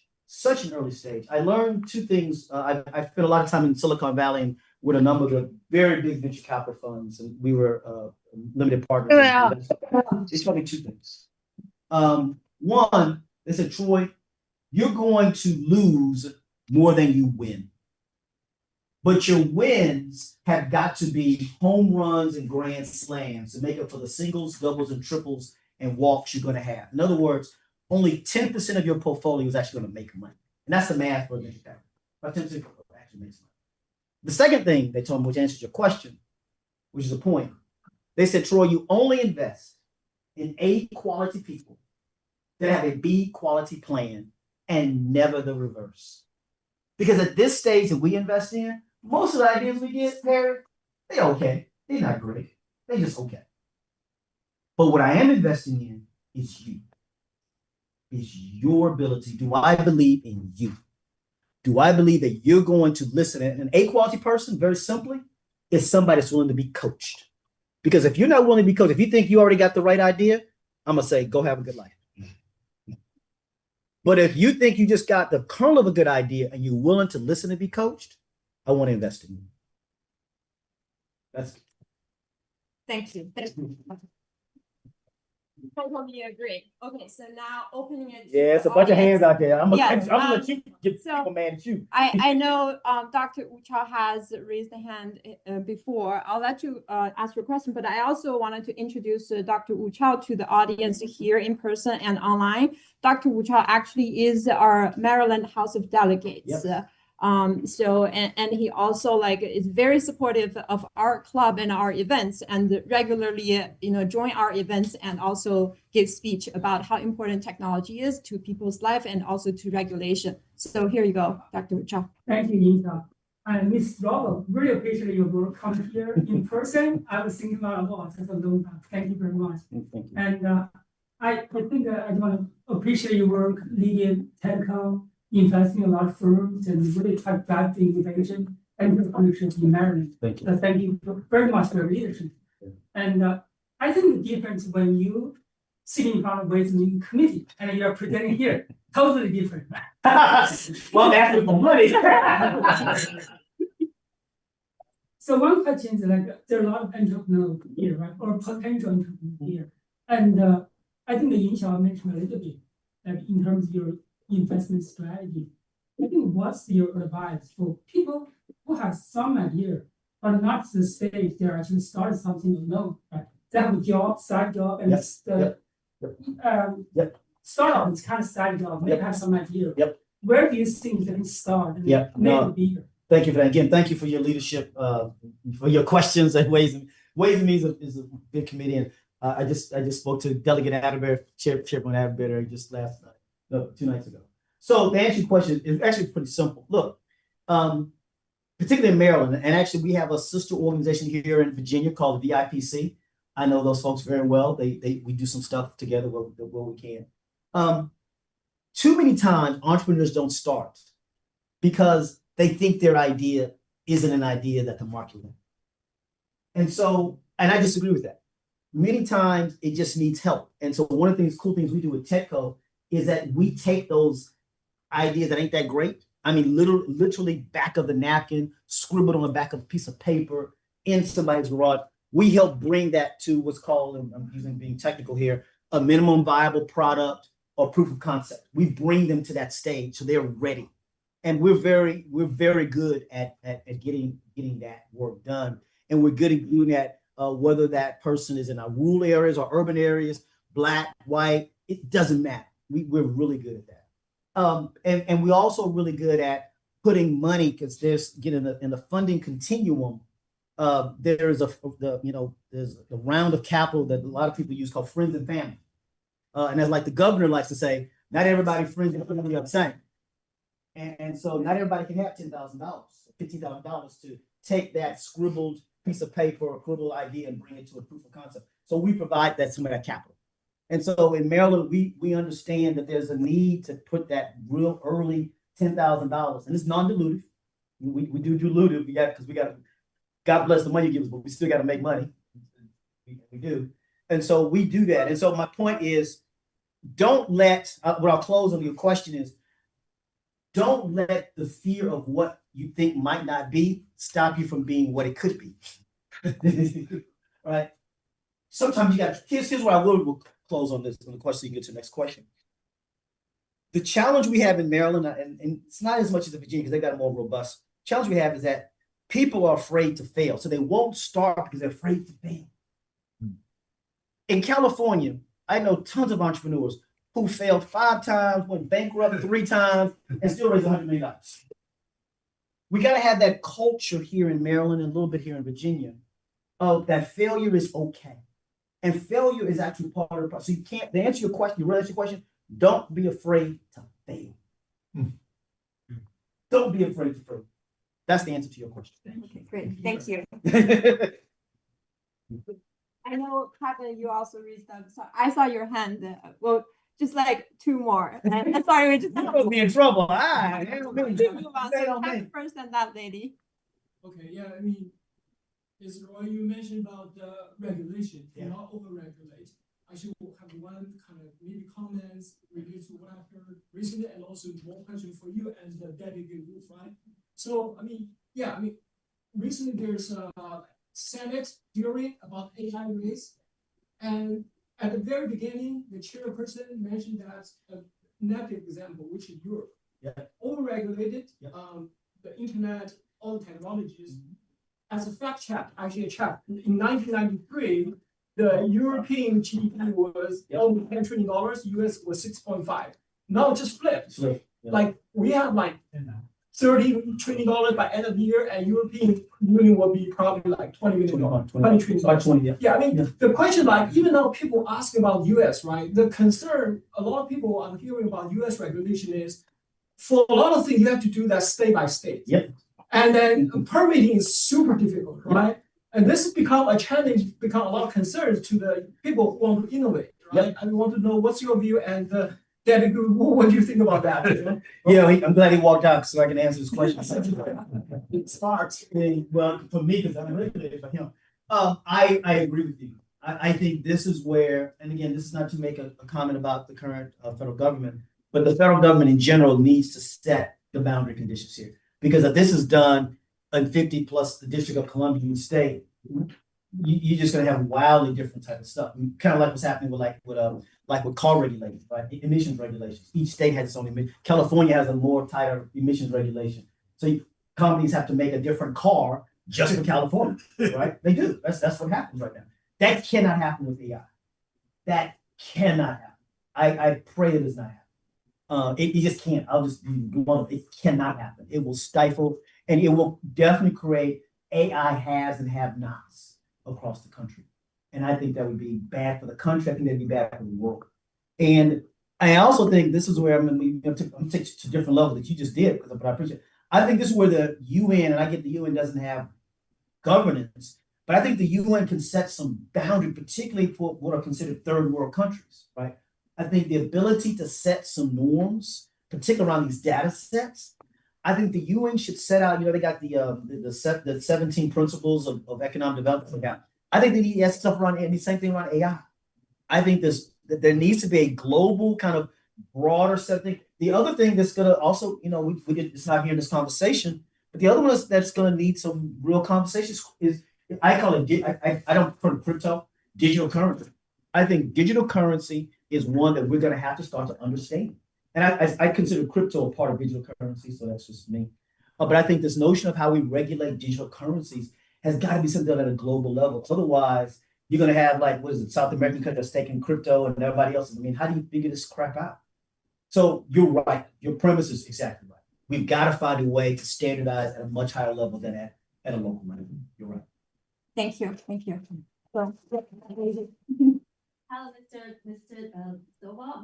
My name is KL, and I'm the CEO and co-founder of Animal. And we're building an AI-empowered platform to help client-based professionals to help client engagement and help to make the financial advisor more accessible for families, or especially underserved families, because that service is for many. And my background is I currently still work in Fannie Mae as a principal of model risk, and in my daily work I help to without resource and budget, I help the process that improve 90% efficiency. Good. So my question to you is, as you're a VC and we're at the stage of where we're trying to run for pre-seed,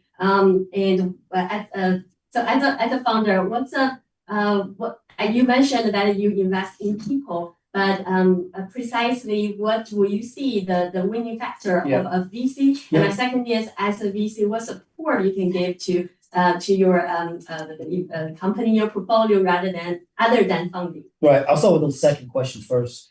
At TEDCO, we understand that it's not just about the dollars. It's about surrounding you with so whether you need a lawyer, whether you need wet space, whether you need a lab, whether you need computing power, whatever you need for your success, we're going to surround that for you in Maryland. We're going to surround you with that. And we've made investments, not just directly in companies, which we do. We've also made investments, again, through the support of the legislature and the governor in the ecosystem. So we support makerspaces and incubators and legal clinics. So we make sure that whatever you need, you're going to have access to. On your first part of your question, again, one of the things I do, because of just the way I grew up, I talk in alliterations, so it makes you remember. So I talk about the 4 Ps. I'm a corporate global with 4 Ps. The 4 Ps that we look for, that I look forward to. The first one is person, the people. It's not just you, it's your team. Who have you put around you? It's not just you, are you an A person who's want to be coached, but have you put other people around you? So that's one. That's the first P. Second P is product. Has the market really asked for that? Does the market really want what you are producing? You'd be surprised how many people, because here's the problem with that. That's funny, but here's the thing. So Harry has a great, I keep picking on you, Harry. Harry has a great idea. And it's a great idea. And Harry talks to 10 of y'all here in this room. And 10 of y'all say, boy, Harry, that is some great stuff. You come and talk to me, And I tell you, Harry, them the only 10 people that's gonna buy that stuff. Now, if you want 10 million people to buy that stuff, listen to me. Harry has a decision to make. He can listen to his 10 friends, he can listen to me. He can go for that market of 10, or he can go to a market of 10 million. Harris, but you'd be surprised how many people focus on their 10 friends. So that's the second P. The third P, and this is the hardest one. This is the hardest one. It's the price. It's price. We tend to, because we come from a lot of them from a government mindset, we end up charging cost plus. Wrong. It's value creation. If you know that what you do creates $100 of value for somebody, you should understand it and price accordingly. Here's the example that I give you, young lady. Harry's got a fork that's off the freaking chain. It can do some amazing stuff. And he sells it for $100 and he owns the market. You come along, you got a fork, same stuff, and you do some cool, better stuff. You can produce it for $5. Here's the question. Will you sell your fork for? What's the answer? There's only one answer. You should close it to his price. You should sell it for $100. Why? Because most people say $20. Heck no. If he's selling for $100 and you can do the same thing, what do you think Harry gonna start doing if you start invading his market? He's gonna drop prices. You ain't got much of a market. Harry got some market. He got cash. You're gonna get wiped out. The problem that most entrepreneurs have is they chase a dollar, and most investors are investing based off of revenue. I want to invest off of profit. I'd much rather you have slower revenue growth and higher profitability growth. Too many entrepreneurs and too many investors have it backwards. Not every dollar is a good dollar for you to go after as an entrepreneur. It's not a good dollar long term, and it's not profitable. I'd much rather you get a dollar that you're making 90 cents off of than $10 that you're only making a dime.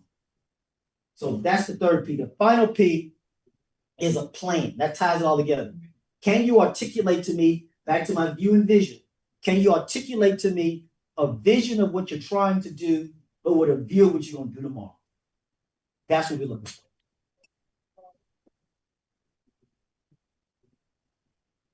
Thank you very much. TechcoMD.com. And I'll leave some of my cards here too. Thank you. Sorry. We have to move on. Yeah, apparently this is a reason to invite you back next time. But anyway, we would like to really express our appreciation to you. And so we prepared a certificate of appreciation for you. President of the club should really appreciate it. Thanks, very helpful.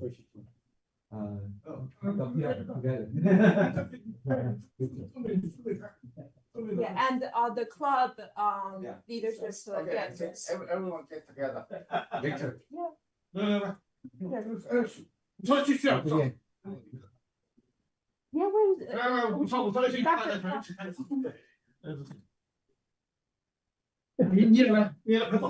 Oh yes, of course. Thank you.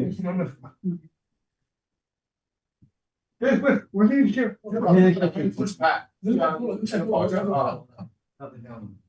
好了啊，close 了啊，那么啊。Exactly. All right. Thank you so much. Okay, let's move on to.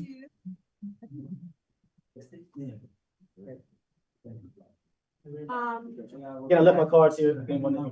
Yes, yes, please. Thank you very much. Thank you.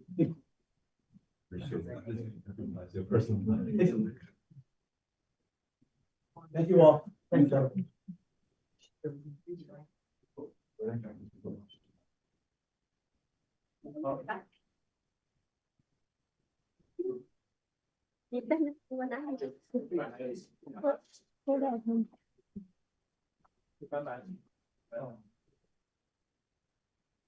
Okay, all right. So the first two talks are wonderful, and I think, but they are all high level, bigger picture part, right? But we know for anything to happen, it has to be implemented. And so the next part of our discussion today presents a real case with startup companies that apply agentic AI to the pharmaceutical industry. So this is Kevin Ho's company called Medicine.ai. So let me just introduce Kevin Ho to all of you.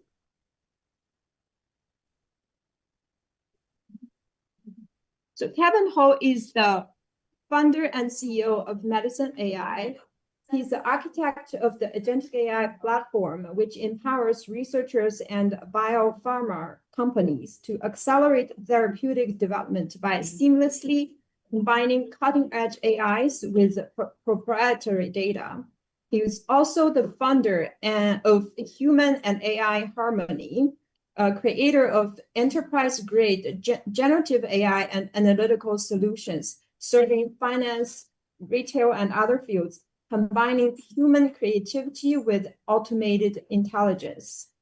He himself is a senior technology and finance executive with more than 2 decades of leadership experience in financial services and technology, with deep expertise in strategic vision, platform architecture, and cross-disciplinary innovation. And lastly, his academic background includes advanced training in computer science, business strategy, and chemistry. He's passionate about using AI and data to turn bold ideas into real impact. So with that, let's welcome Kevin Ho. So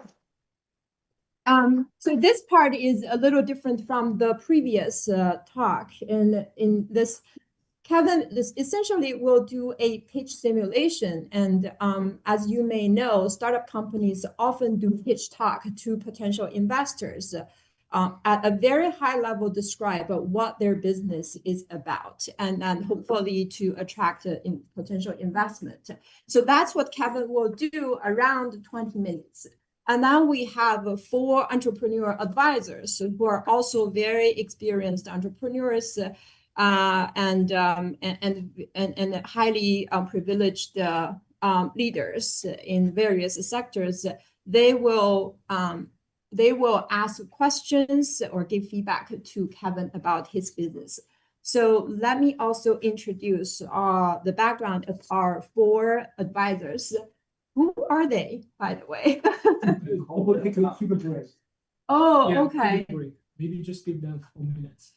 Okay, I see. Yeah, I guess, yeah, we can also take a 2 minutes break here in that sense.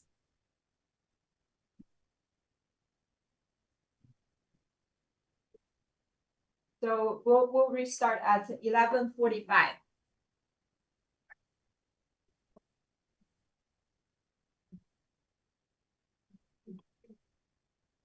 媒体看到4个人是吧？对，4个人。杨红军，然后 Victor， 你也可以。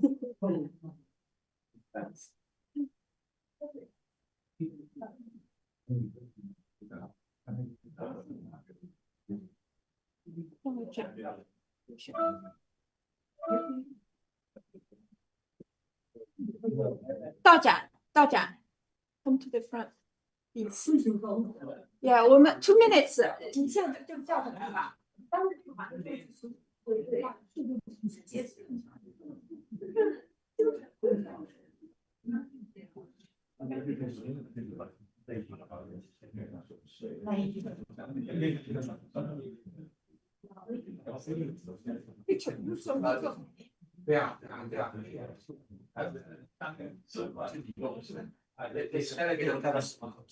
No, Dr. Yang, have you met? See, yeah. Nice to meet you. You. Yeah. Yeah.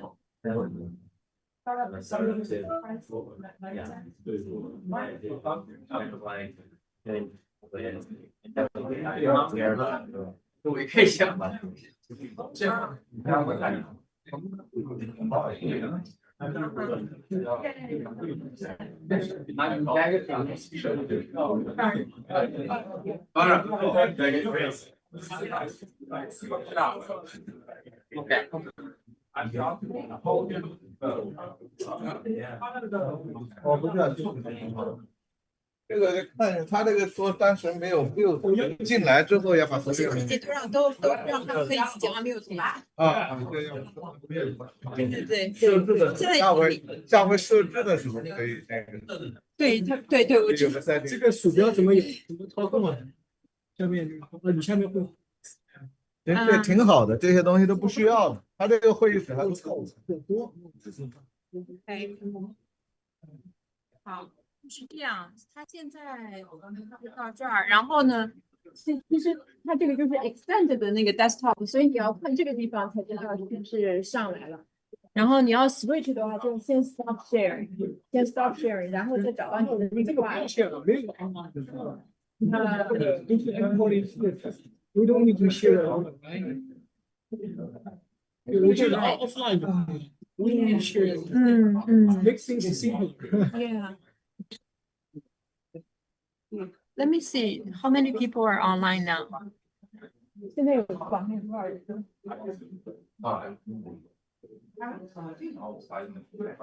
那还有30多个呢。那都在这儿。It's okay. 跟上我。这你可以帮我，你帮我那个。好，我帮你来。帮我可以也可以。好。他讲了一个政策的，就是我们的这个新团队跟联盟的都是这个情况，然后他们外面也是他们选择政府就是看这一套就给你了，这无线麦还有这个接收器直接可以用的，都可以，这个。不亮呢？你得按一下，这个亮了之后，这个后面有个亮的。怎么接上去？就直接按上去就可以。喂，关键这个声音太小了，这个声音能大一点吗？你看一下吧，他说已经到了最大了。不能调吗？是这个吗？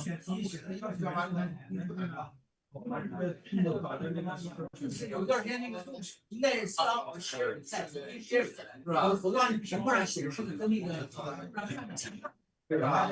它这个主要是 share the screen 我们不要 share screen， 他们看到重要啊 ，stop share 和 share 它这个意义，它这两个这样，它就是显示看一眼，它的信息在哪里？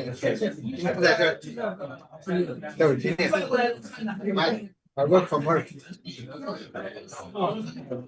还要总结一下，下个手段一起还是做事儿。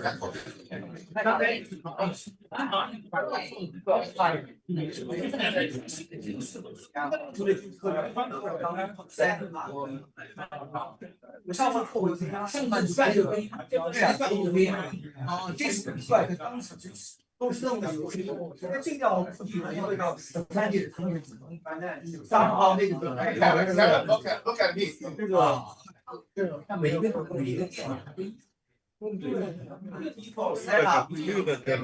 OK， 这你们让一下，我要前面转绕。最好的这种还是这说以后啊。对，放这电脑。老板。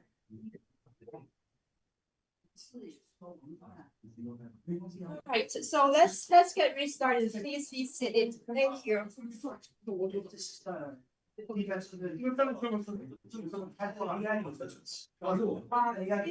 your seats and we'll get restarted.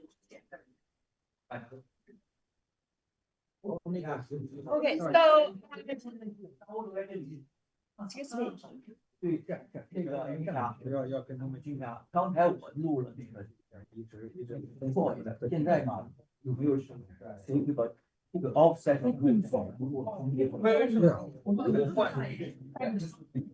这你还 share 两张？对，还 share 两张。OK，他说还在两张是吧？share，这个不是闭门了吗？可以开始闭门了。对，原来计划是那样，但是现在我看 online 还有30多个人，大家也比较感兴趣，那我们就going. All right, so I have before the break, I have just introduced Kevin, and now let me introduce 4 of our entrepreneur advisors. The first one is Mr. Zhi Quanbo.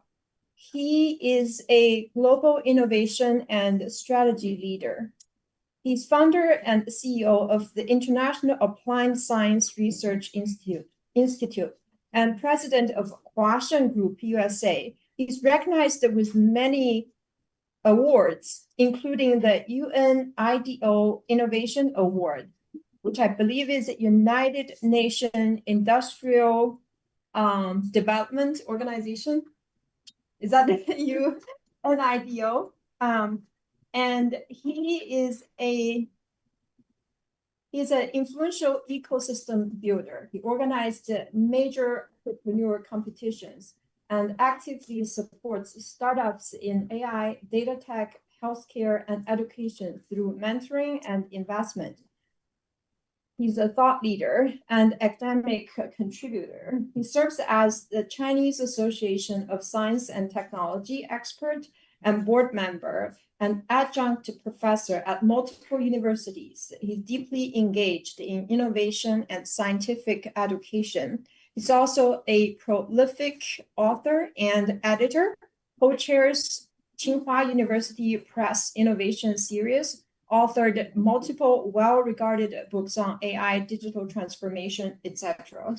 And he serves on the expert committee of UNIDO Shanghai Center for Intelligence Manufacturing, bridging global perspectives on smart tech, sustainability, and innovation policy. Our second entrepreneur advisor is Dr. Dao Zhanyu. He's the CEO and co-founder of AA Venergy. He co-founded the company and leads the company that focuses on advancing AAV gene therapy by developing next generation capsids and processes to improve delivery efficiency, specificity, and reduce cost. AA Venergy's technology targets both rare and common diseases, including diabetes, obesity, aging, cardiovascular disease, and cancer by enhancing gene therapy precision and safety. He himself is an expert in molecular medicine and disease modeling and specialist in AAV technology. He's an industrial leader in translational gene therapy as well. Our third entrepreneur advisor is Victor Wang. He's a serial entrepreneur, corporate executive, and a frequent speaker on the future of work and the societal impact of emerging technologies. He co-founded Integel,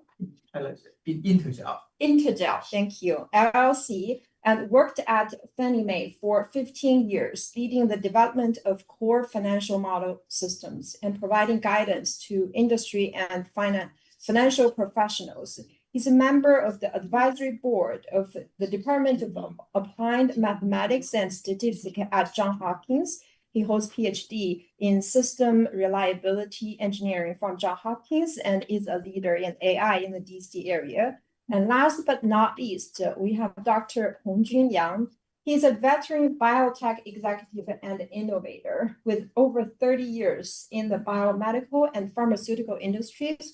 Dr. Yang has held senior roles in multiple startups and global companies, shaping both the US and Chinese biotech landscapes. He's a founder of Tacerna. And he's leading the development of anti-cancer therapies. He previously initiated Metrigenics and Sonomics and contributed to key innovations like DNA microarrays, siRNA therapies, and NGS technologies. He's an innovator of key diagnostic technology, original developer of ECL, a groundbreaking technology now commercialized globally. And he's a strategic leader at AstraZeneca as the executive director of global personalized healthcare strategy. He played a key role in the launch of the several blockbuster cancer therapies. And he's very influential scientific leader in China. He's the founder of the National Center for Biochip Technology and a key figure in China's 863 high-tech program. I think for those of us who are Chinese, we understand how important is 863计划 is for China. He chairs the Precision Medicine Committee under the China Society of Biotechnology and helped establish Zhangjiang High Tech Park. So yeah, I mean, as you can see, we have a very influential, important experience, the leaders in various industries who are here today to and they are advisors to our club and to really help the startup, the entrepreneurs in our club to grow. So with that, I'll turn this to Kevin, present your companies. Thank you. Can you help me play Take it the over. slides, right? Sure, I will do.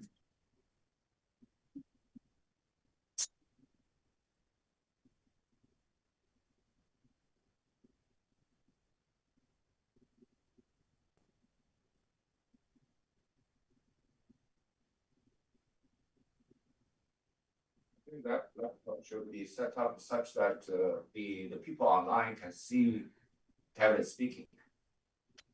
Yes, we'll do it that way. Yeah. Sure. Thank you. Okay, so now, Kevin, do you mind going over it a little bit?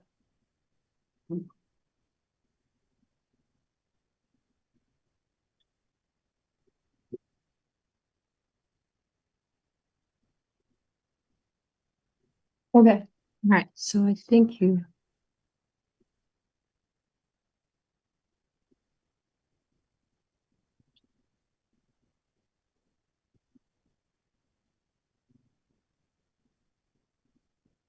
I think you can start. Okay, can we do the slide view? Yeah. Use the mouse, it's easier.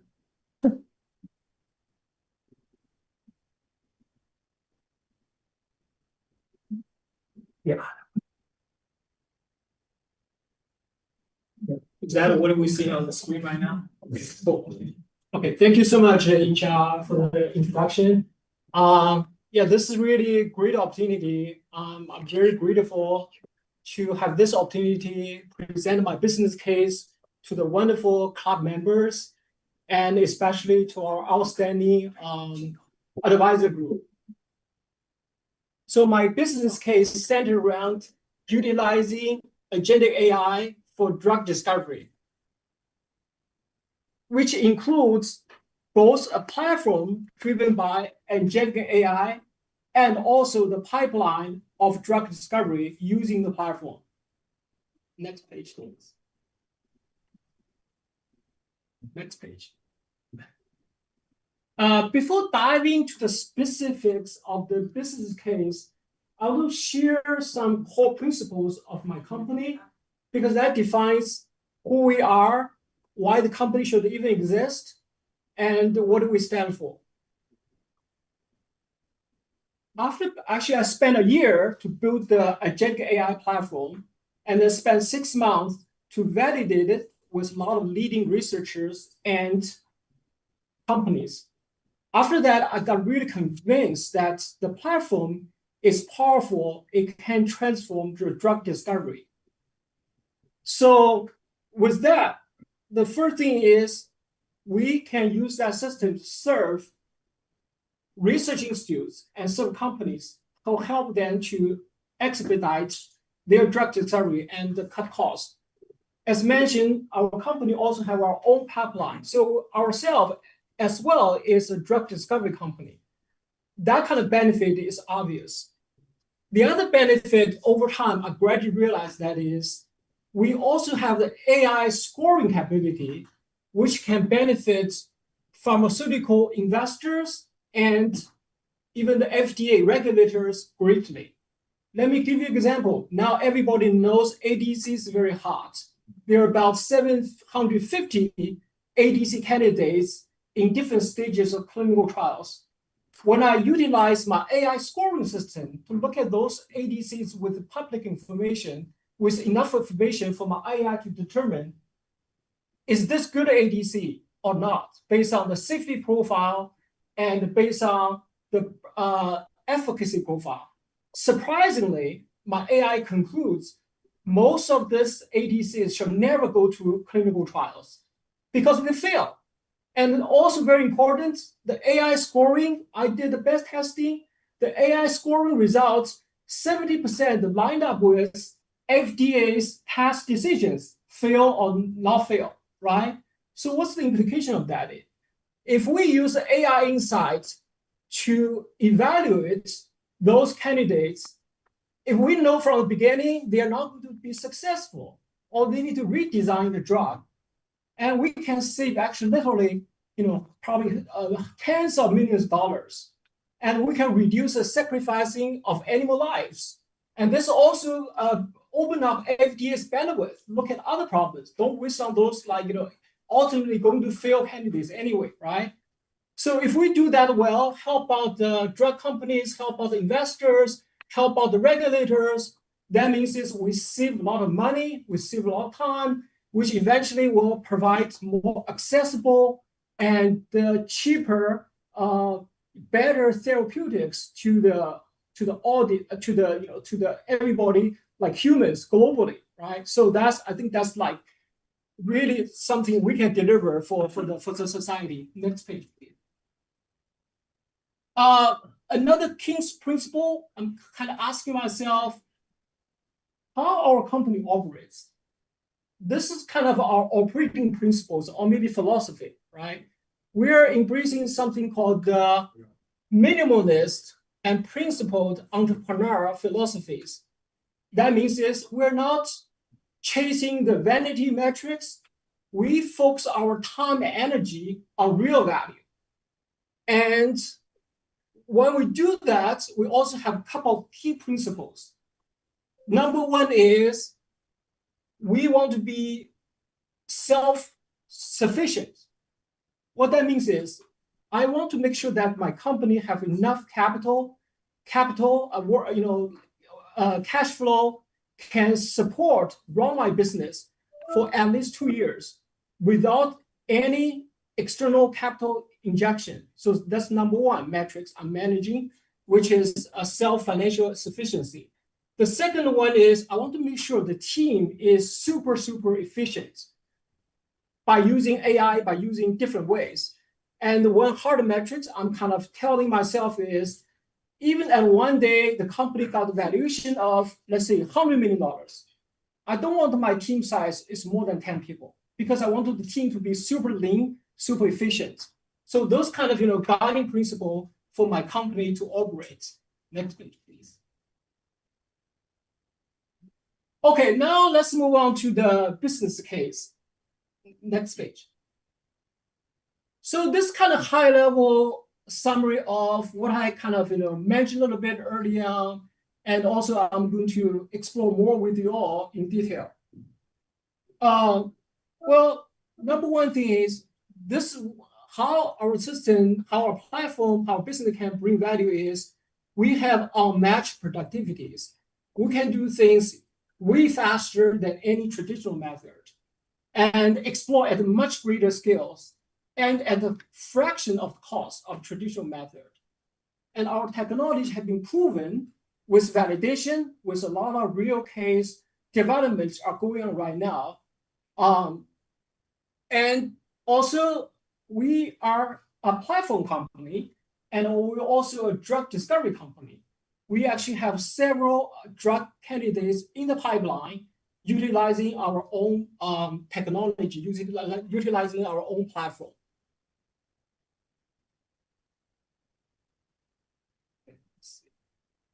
All right.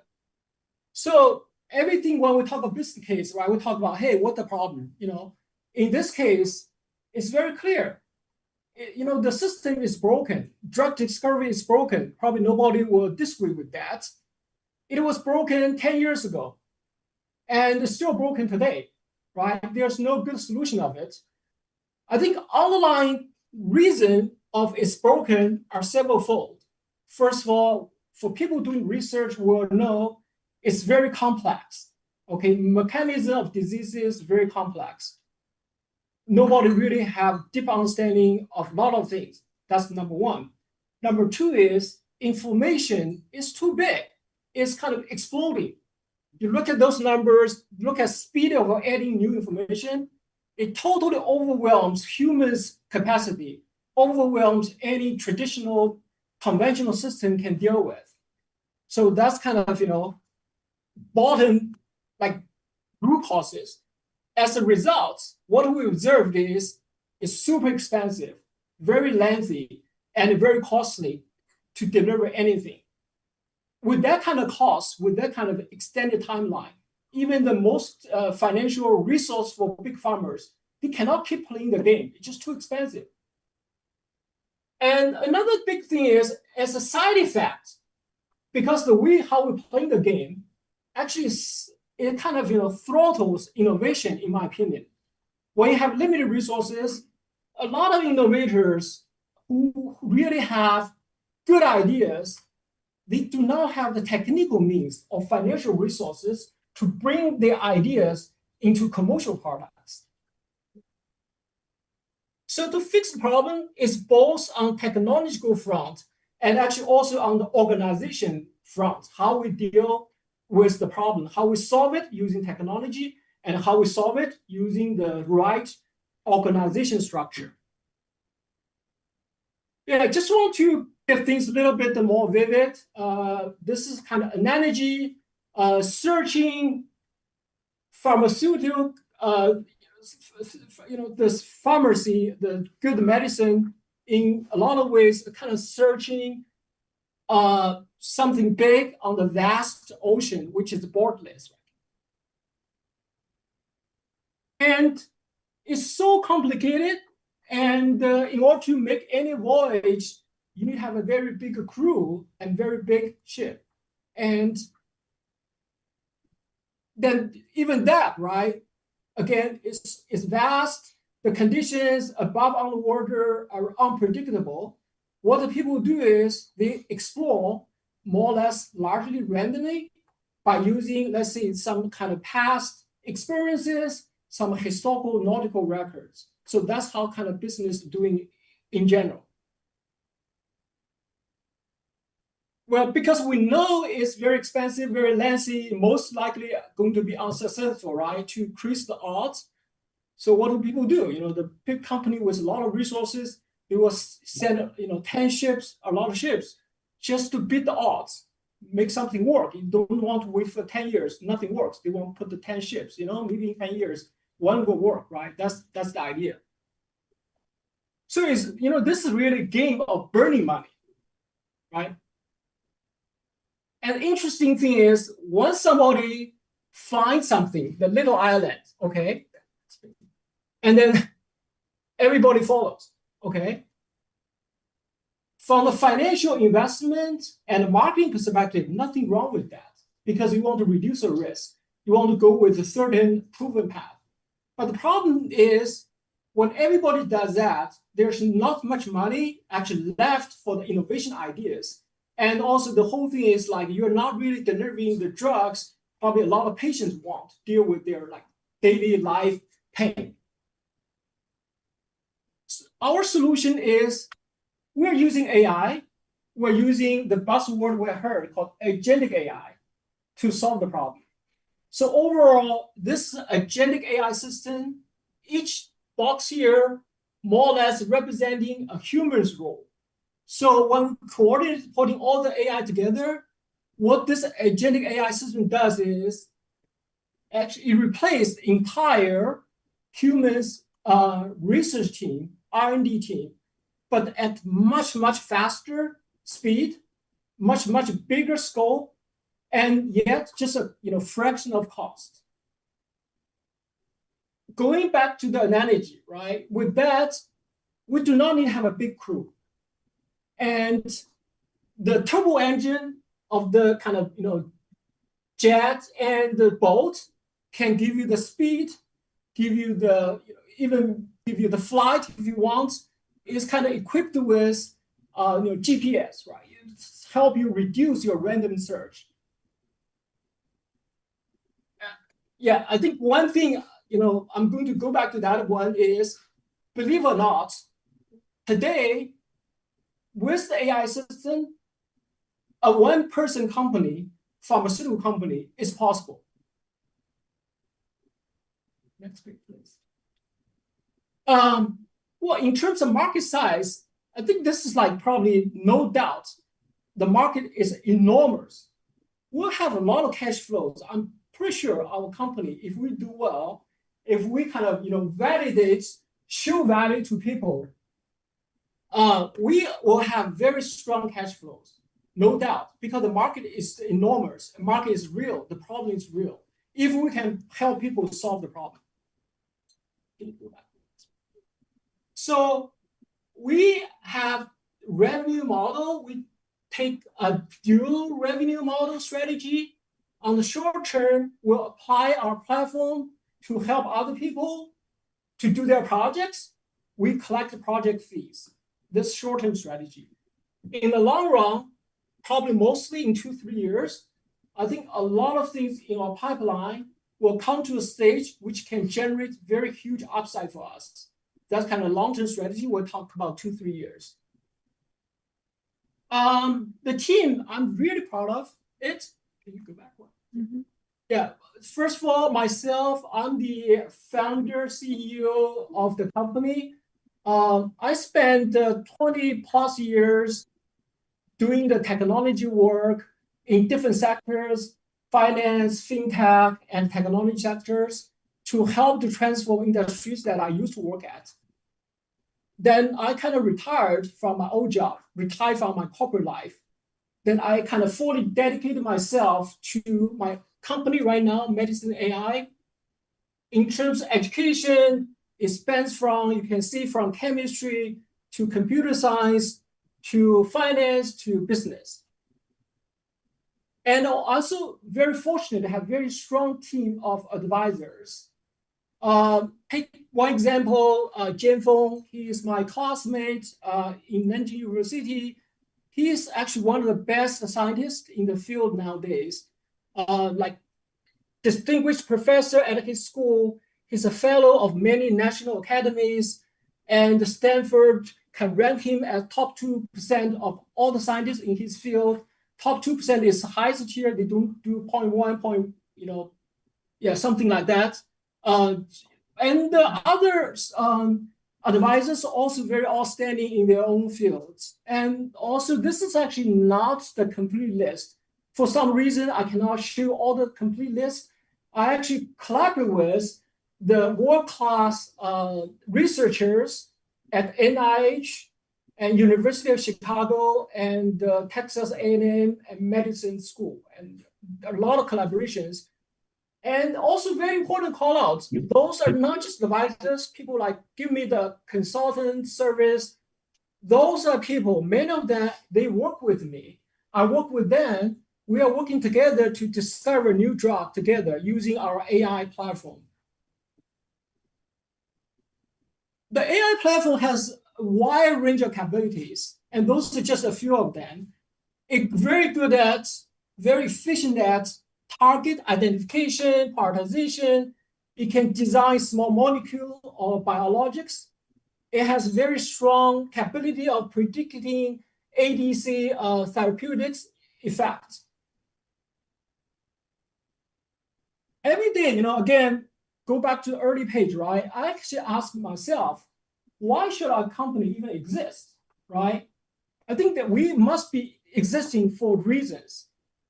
On level one, which is kind of technological foundation level, which is we really believe that our agentic AI is much more efficient than any legacy system. That's like level one. And level two is, I mentioned earlier, it's not just about the technology, it's also about organization. Today, as we know, you get the new AI model come out every month, every quarter. You have to have a very lean structure, very lean organization to innovate, to incorporate newest, best AI models. If you are small, you are able to do it. When you become very big company, very likely you cannot adapt that fast. And the third thing, right, the engagement model. We all know, we hear this from early speakers, from the audience question. I don't think anybody thinks that, at least for now, maybe for multiple years, AI can do everything human does. This is also something I learned more and more during my interaction, during my work with different partners. AI, if we do well, it may deliver probably 95% of what you want, but still remaining 5% is critical. It's the difference between success and failure. And that remaining 5% must be delivered by humans touch, very tailored, very engaged way with your customer. And just like generic system, one does for everybody, one fits all, it's not going to work, at least in today's world. Again, talking about our dual revenue streams. On the stream one, starting May 2025, we have 3 projects in the pipeline. Again, those will be the things that generate highest potential in the 2-3 year time frame. And I'm also in discussion with multiple companies to start projects with them. This is also meaningful to us because this is going to help us strengthen the company's financial footing and also help us validate our platform and also help us to use our platform to help others, to help our partners to speed up their discoveries, to help our partners to reduce their R&D costs. It's doing the good for everybody. Here is a quick snapshot of our current pipeline. We have project 1, which is in the lead optimization stage, and we have 2 more projects. 2 and 3, they are in the hit identification stage. Again, can you go back? Again, actually, I'm not worried about the market opportunity. Market opportunities are huge for any of the projects we're working on. What we need to do, prove ourselves, deliver the effective drug. That's what we need to do. And over time, our pipeline will grow in 2 dimensions, right? Those ones will continue to move forward, hopefully. And I'm pretty sure we have the bandwidth to take more projects to add into their pipeline. So this is the thing I mentioned about earlier, right? Is that fantasy, have a 1-person company? No, it's not. Even today, this is like just come at the right time. A couple of weeks ago, we heard the news, a company with a sole employee and the founder who was a chemist for many years, who got little experience in venture capital. He raised $75.5 million in Series A. He's just a 1-person company. So as a conclusion, right, I think we do have a killer platform technology which can deliver drug discovery much, much more efficiently than existing technology can do. Do that for ourselves, do that for our project partners. Where our edges, where our leads, it's not just technology. Remember, it's not just technology. It's your organization structure. It's how you engage with the customers. All 3 things together actually make a difference. We believe we have a very sound, healthy path, how to grow the company, how to bring the company to be profitable, and later how to make the company become like high yield return for everybody, right? We do believe we have that kind of opportunity. And again, it's not just AI. We believe what's going to work is the combination of the best AI and the best human expertise. And we have that. And finally, I think, I'm done with my pitch, and I look forward to everybody's feedback, and I'm very excited to build the future together with everybody. All right, thank you. I'll turn to our entrepreneurial advisors. So who wants to start? Yeah, actually, Kevin's product has been presented in the community a few times, so it become a well-known a product, and also did well today's presentation. Give him another round of applause. Yeah, actually, as he has mentioned, drug discovery, even earlier speaker has mentioned as well, drug discovery is become very important application field for AI. There are AI tools has been developed every month, even every weeks, and recently ChatGPT also going to develop a agent version, and also Already released. Already released. Okay, yeah, right. So things can happen very fast, and also DeepMind under Google, they also announced they're going to get into drug discovery with their AI tools, because they are very famous. Even their founder is 2024 Nobel Prize winner. They are AI expert, but they are developing some amazing results in medical field. That's why they got the chemistry Nobel Prize. So just maybe give audience a little bit more information about those latest powerful tool, how those tools could be impact your development, or how you can incubate those later tools in your system. Yeah. None of those tools are my competitors in any way directly. Actually, I'm the beneficiary of many tools. For example, because Google DeepMind has AlphaFold, I can utilize that to do the protein folding very effectively, right? So in the way that those companies, they build tools, they build the foundations, but they are not in the direct application of drug discovery. So that's like also I mentioned earlier on, there's no generic solution. You cannot just expect one tool, one company does all the discovery from end to end for you. Not yet, at least for many years we can see. So it's about how you really integrate all the tools intelligently, how you tailor it, how you train your model on the top of their tools, and then you meet your customers' need, right? You solve your own particular problems. That's kind of very important. Those are Google. I have such kind of deep admiration to the company. They break the foundation. They provide the foundation for everybody to benefit. But we are the companies really build the application on top of that, customize it, and make it useful for the real case, for the pharmaceutical application. I think that's number one thought. Number two thought on that is this industry is also very interesting. I'm not scared of worry about competition in many ways. Why is that? Again, going back to the analogy, the whole thing, the life science drug discovery is ocean. Nobody going to boil the ocean.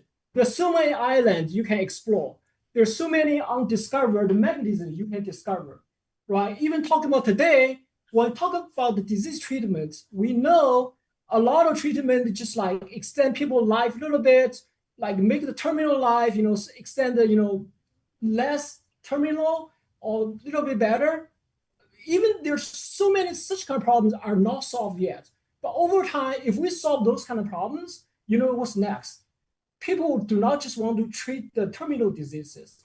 People want to have better quality of life. People want to have pain-free life, right? People want to have a longevity. I know, Dow probably your company involved that space already, right? So those kind of huge space, there's no like concern in anyhow competition. I invite everybody, all the people who want to do the research, they probably should even leave the big pharma, join the journey, like start their own companies, work with AI. Because I think this is a new paradigm. You do not need to work with the big farmers. Okay, you have a 50 people team, you spend 10 years, you maybe discover something, you may discover nothing.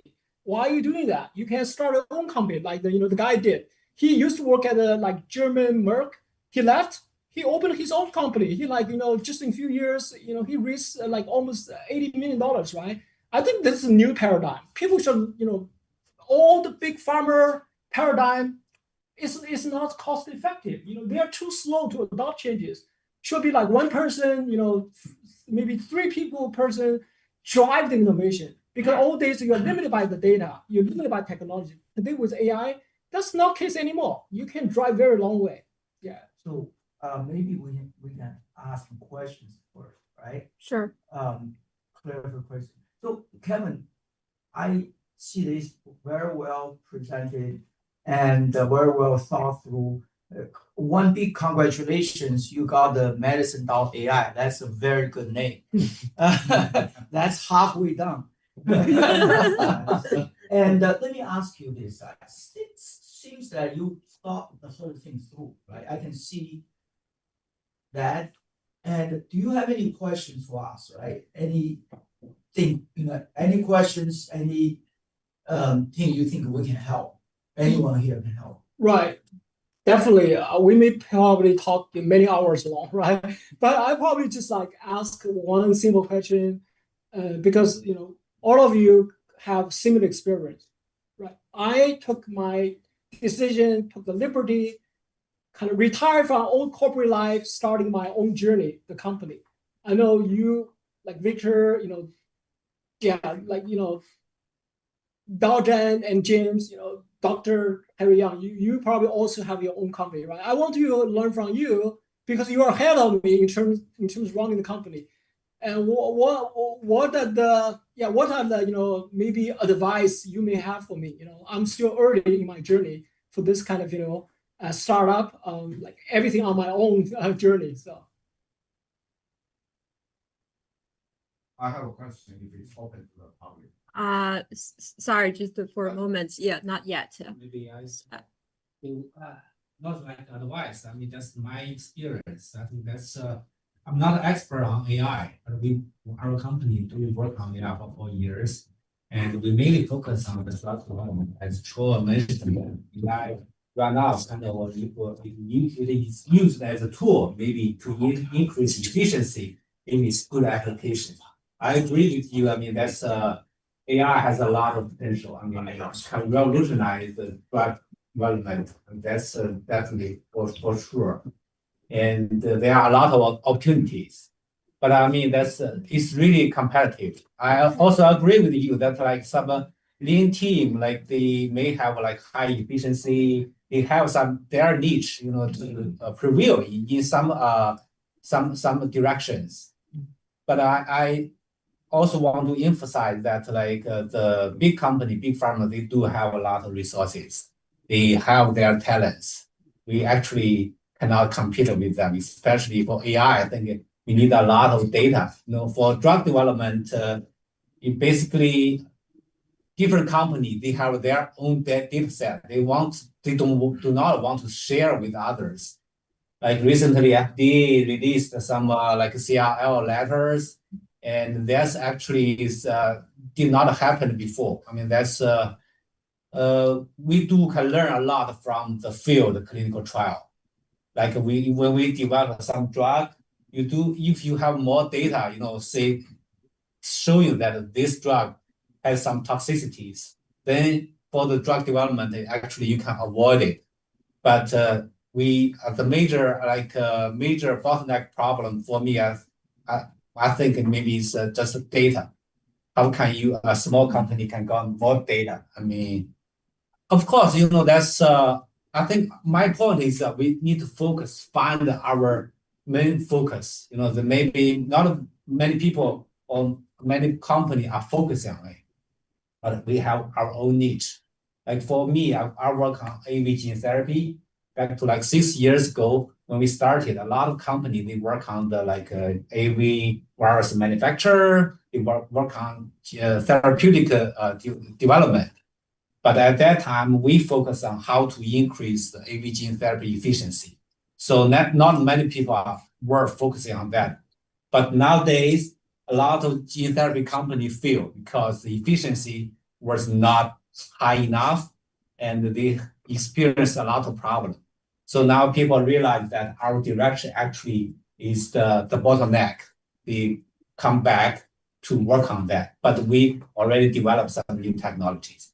That's what I want to see. We, as a small startup company, we need to focus. We need to find our like expertise. You know, maybe a small niche we can prevail in the long run. Just like a DeepSeek, they do the distillation, right?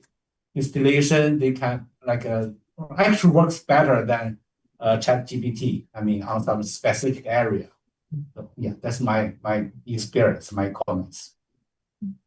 Thank you. Thank you. Dr. Yang, do you wanted to speak? I think that it is an honor to give a chance to speak in this case. I think I knew Kevin since we started this club. By that club establishment, and we knew each other, and we immediately feel his work is very remarkable.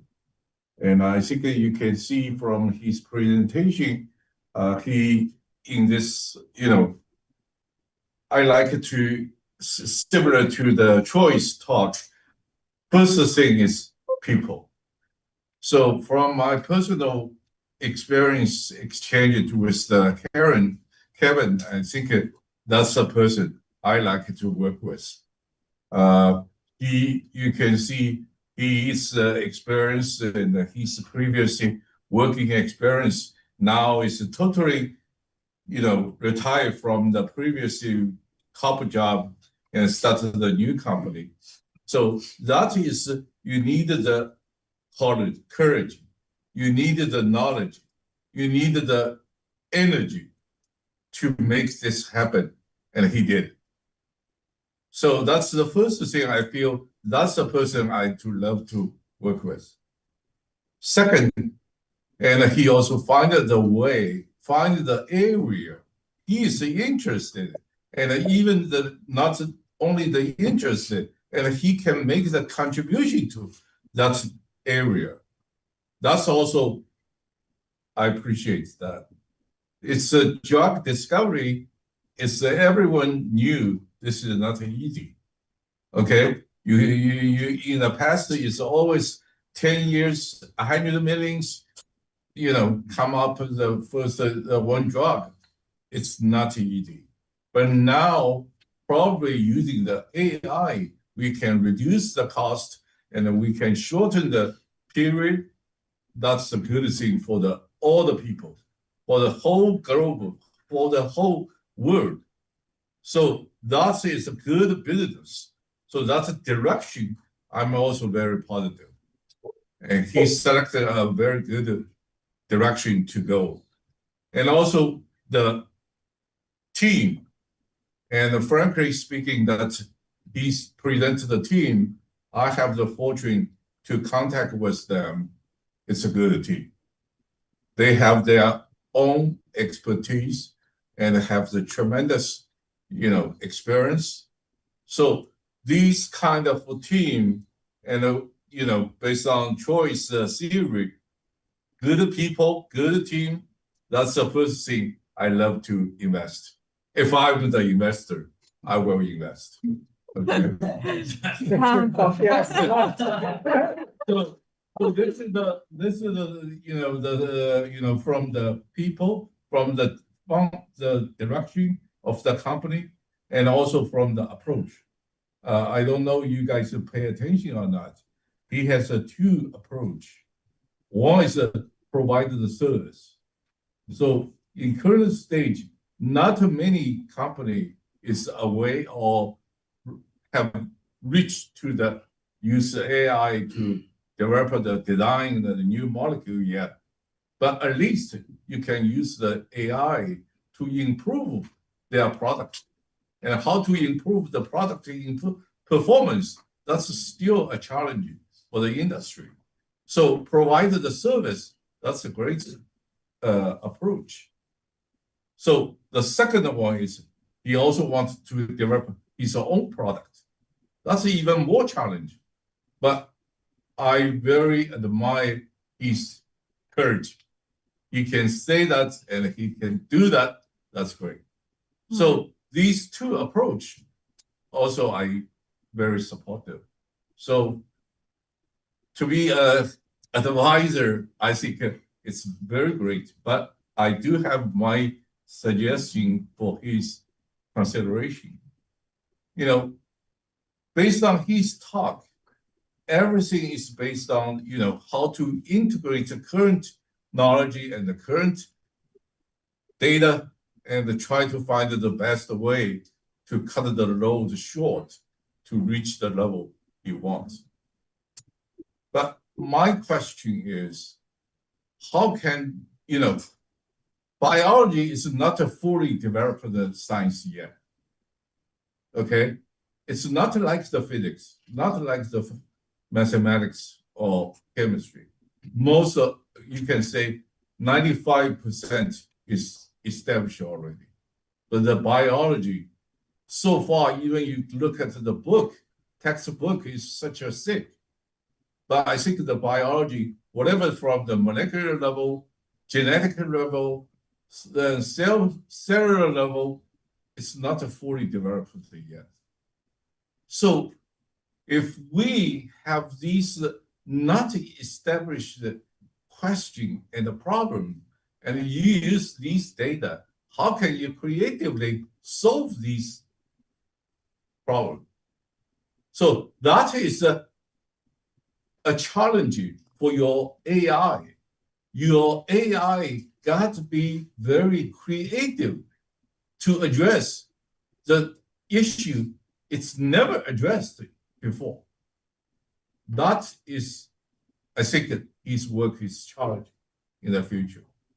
Okay, you look at the why we need the, you know, precision medicine, and why we need all these things. That means the one drug is not fit to everyone. You always have the difference. So that's difficult for the systematically to study the biology. And that's the very difficult part. This is the one. And the second issue is also the challenges. We, as Cho said, we don't want the over-regulation, but we cannot without regulation. And how can we, you know, right now, the AI generates a lot of garbage stuff. And how can we make sure we use our platform, use our AI tools, we will not generate the garbage. And that is another big issue is how to use the biology, use the experimental biology to validate your performance. And that's also important. I think so from the advisor viewpoint, I would think these two challenges is very important for his company's success in the future. So, and that is not currently he can solve it, or I can solve it, or you can solve it. We need to work together to make the biology more established, more successful. That is, you know, create the whole, for the whole human being. That will be very nice to have. Thank you. Thank you. Kevin, would you like to respond or? Yeah, I do. First of all, Dr. Yang, appreciate your support all the time. Since we met each other, you're being very, like always, very straightforward and but always very supportive. I mean, what you said is 100% correct. At the short term, and right now, at current stage, we're using AI as an efficiency tool because it can read faster, think faster, analyze data, probably times faster than humans, right? We're utilizing that to reduce the labor-intensive work. We let the AI do the work, right? I think what you're asking is even next level. Yeah. We're not creative. Yeah, creative. I think we're not there yet. I see the possibility of that because a lot of things you talk about biology mechanism. I think the promise of AI is like look at all the big set of data, clinical trial data, chemical data, gene data, and like pathways, build a network, kind of trace out what are the like connections between diseases, what are upstream factors, what downstream factors.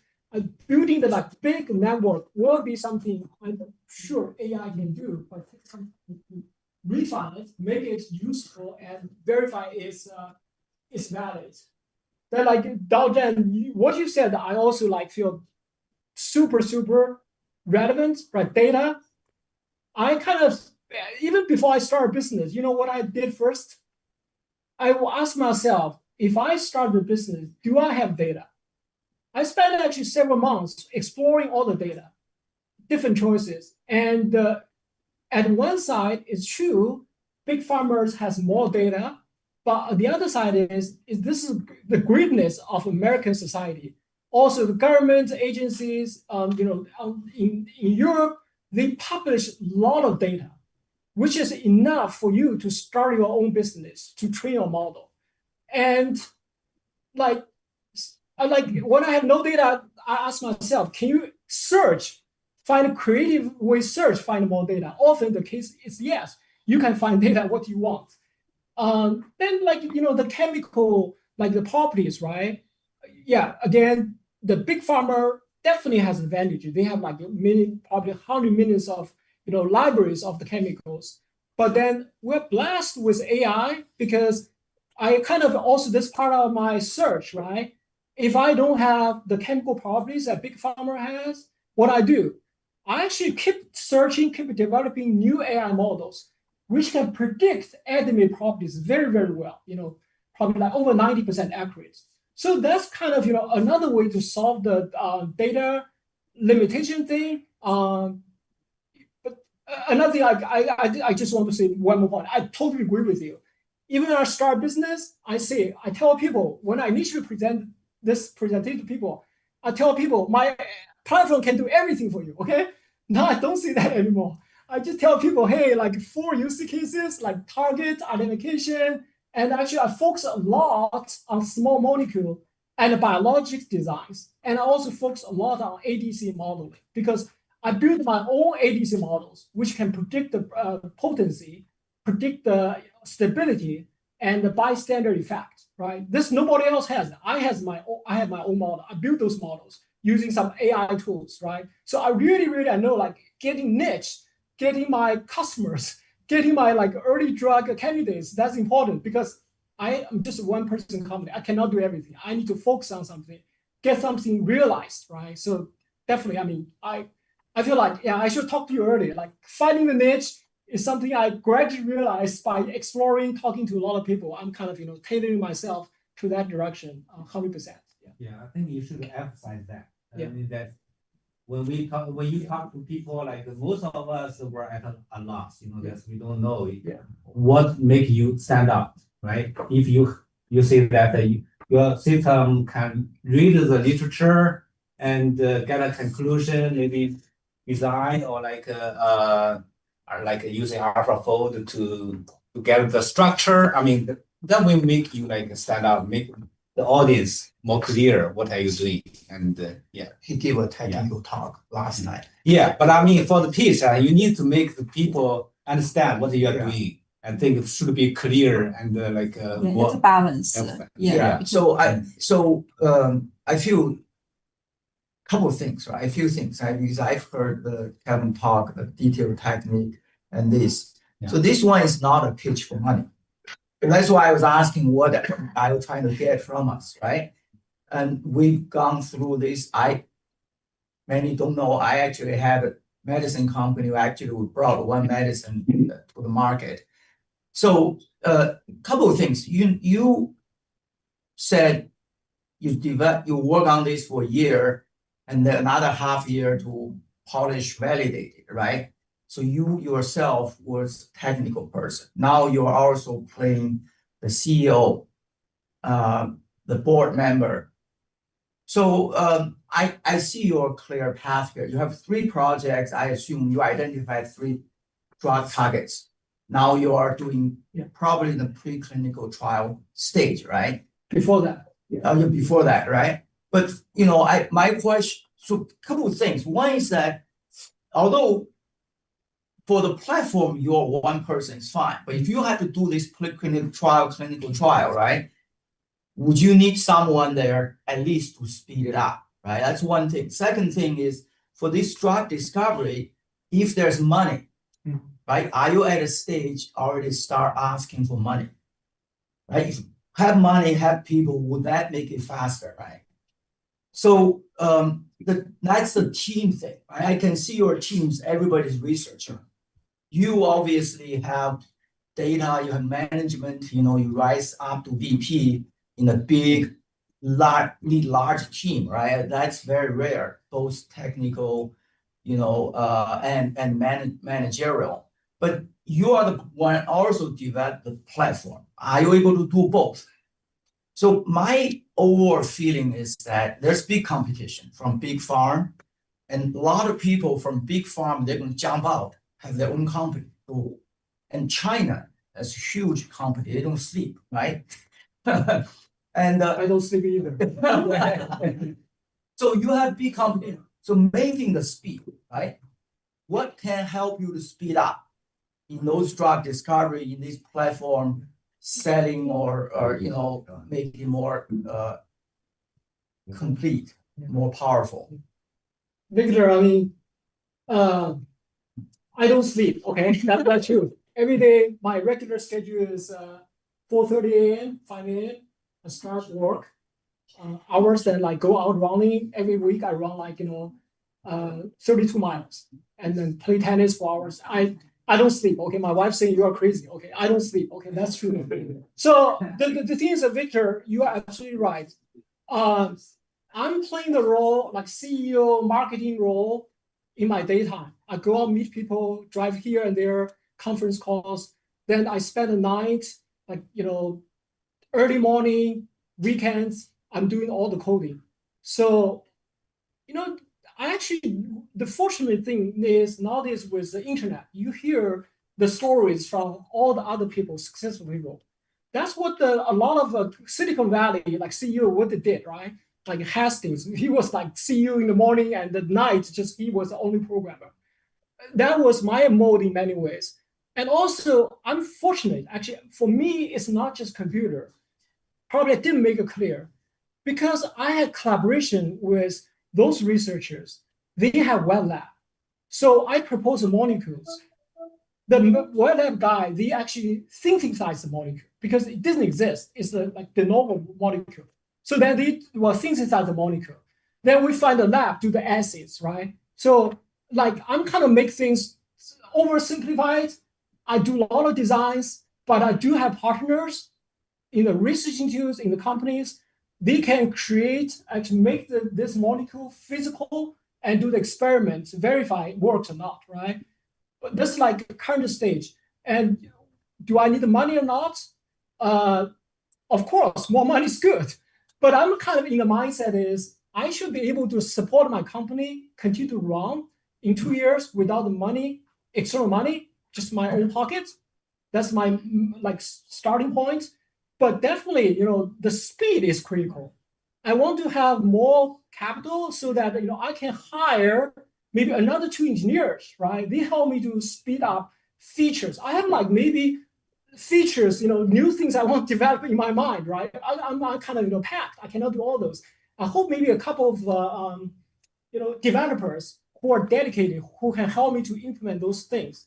And yeah, I need to have probably more people help me to deal with compliance, regulatory filing as we can come to the point.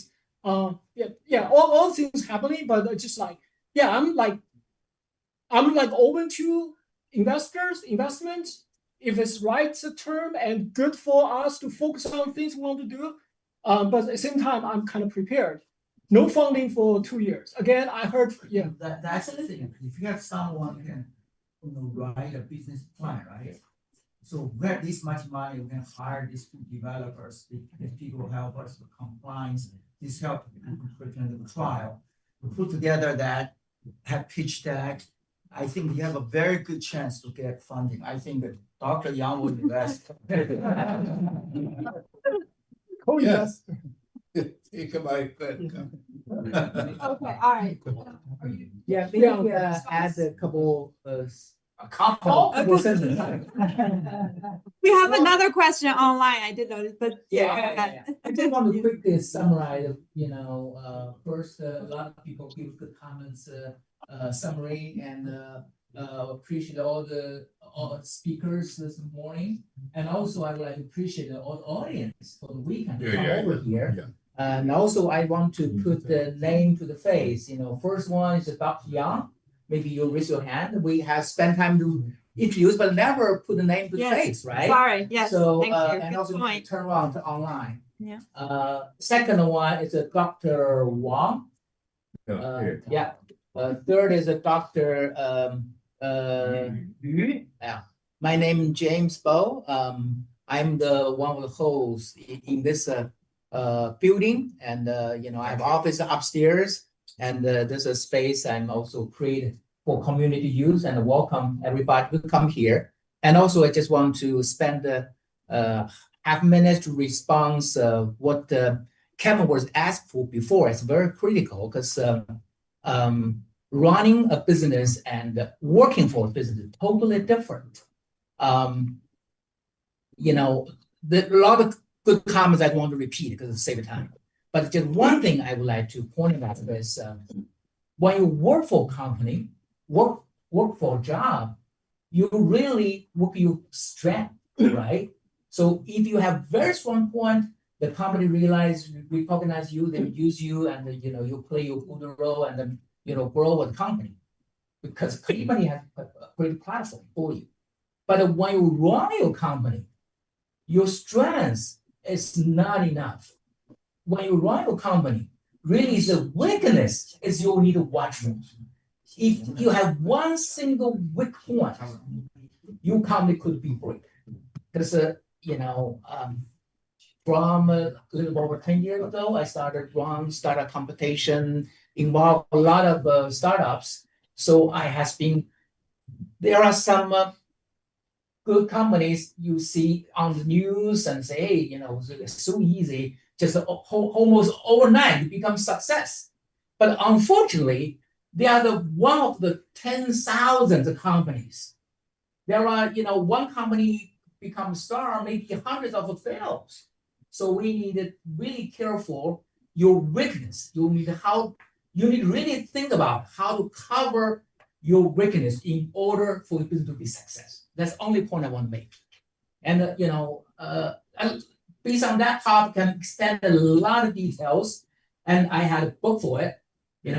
Welcome to look for my book. It's hard to sell your book, right? You got it fun. So I do think we wanted to give one or two questions before we wrap this up, and I would like to give the first question to the online audience. And really sincere apology for the technical difficulty tonight for our online audience, and thank you for your understanding and patience. I would now go to Jennifer. You asked the question here. Do you want it to come off and ask your question? Come off mute. I'm not hearing. Maybe she dropped off. So I'll just ask the question for her. How do you think FDA new tool, ELSA, with yours? Just be clear, I understand. Is there ELSA like digital human, digital twin thing from FDA, or is this a... Sorry, not FDA, FAD. Sorry. How do you think FAD new AL to ELSA with yours? Not familiar with ELSA. Could somebody clarify what's that about? The ELSA is FDA, the one tool for the regulatory.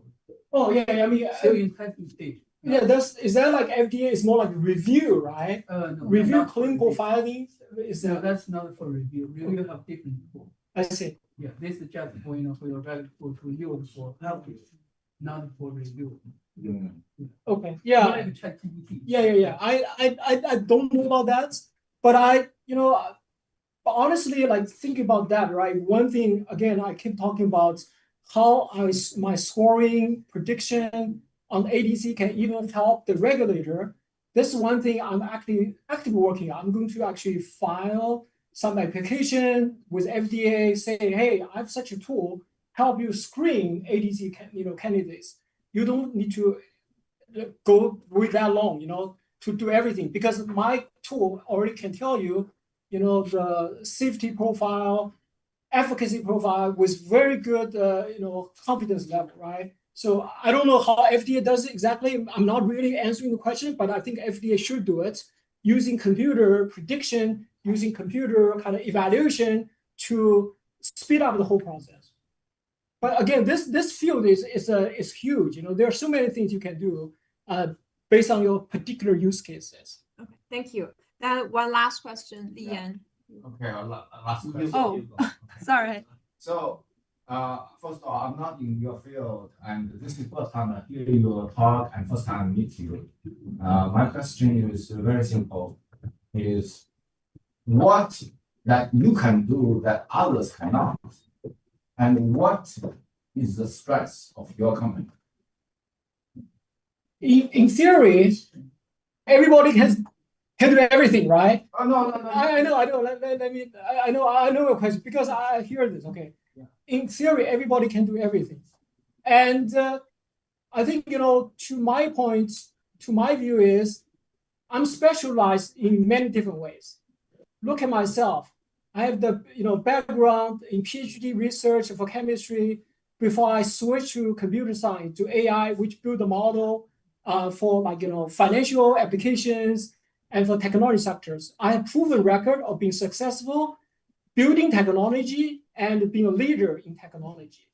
And I have the right team, partner with researchers, companies. I have the resources which actually help me to validate my ideas, validate my computer models. I'm not just talking about computer model, nobody can validate or not. I have immediate way to validate whether my molecules work or not, which also provide feedback loop, right, to my data. I'm going to, train my model, make it better. And, also to Dr. Yang's point, in the end, a lot of things is about the quality, is about, who you are, who your teams are, and, the technologies are available for everybody, for big organizations, small organizations, for you, me, for whoever, right? Then can you really adopt it? Can you tweak it?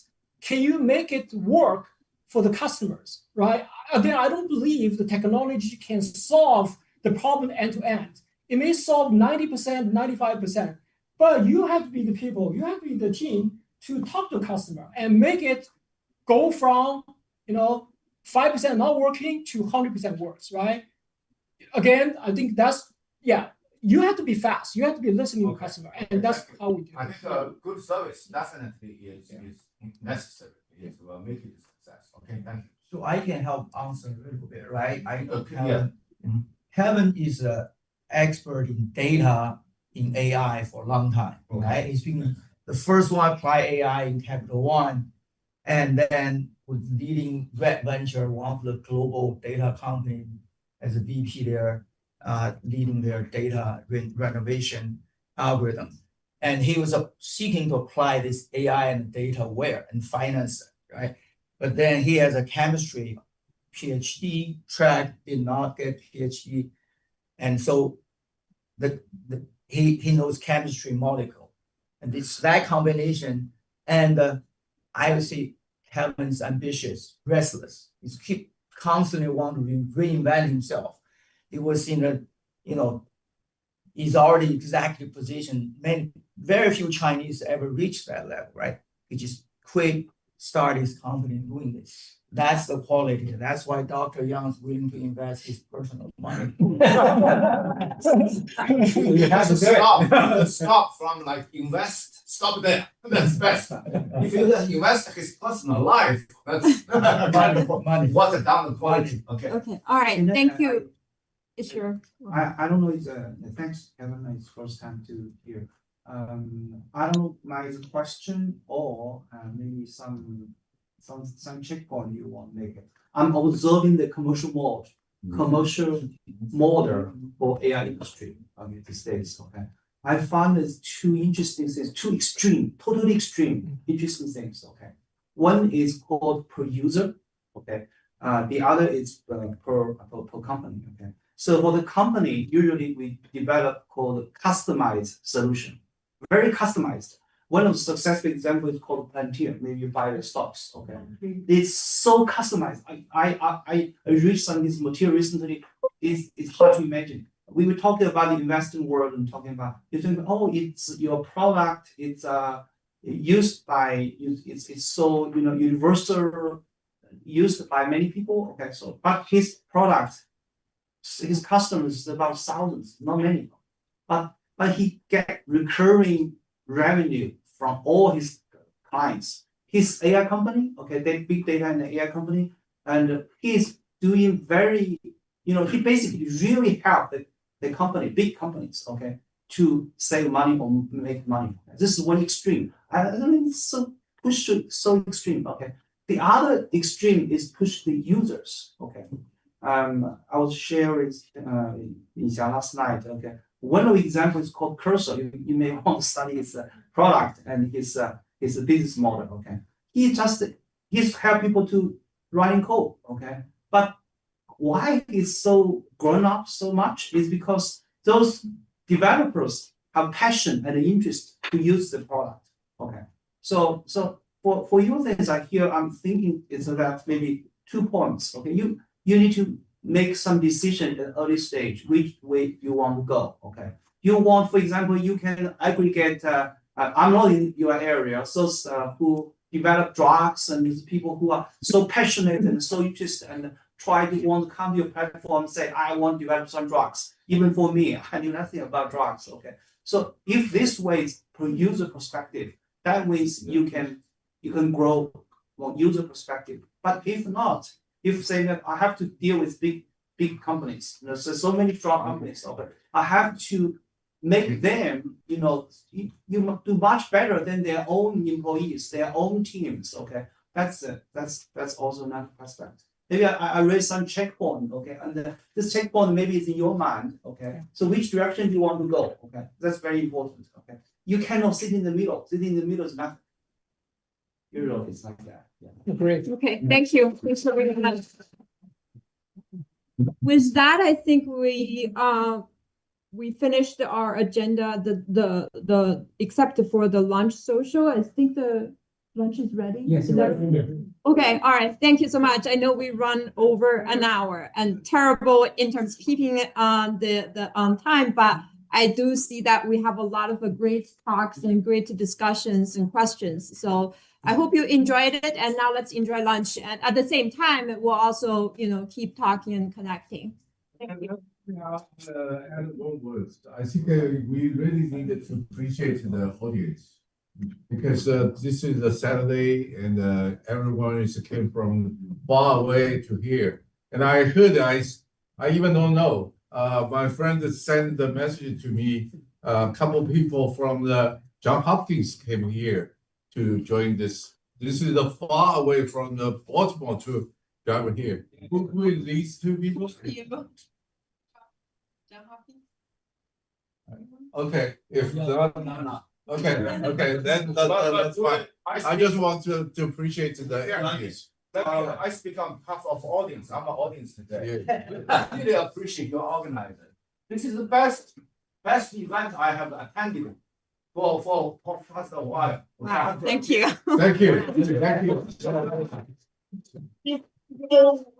We maybe take a picture together. All together, yeah, not all together. Yeah. Go back. sit there, right there. Yeah. Also, after you take the lunch and come back to this room, because we'll still have some talks. Yeah, well, the member activity after lunch. Thank you, everyone online. We yeah. now will turn to the in-person only. Thank you for your participation. Tamam, teacher,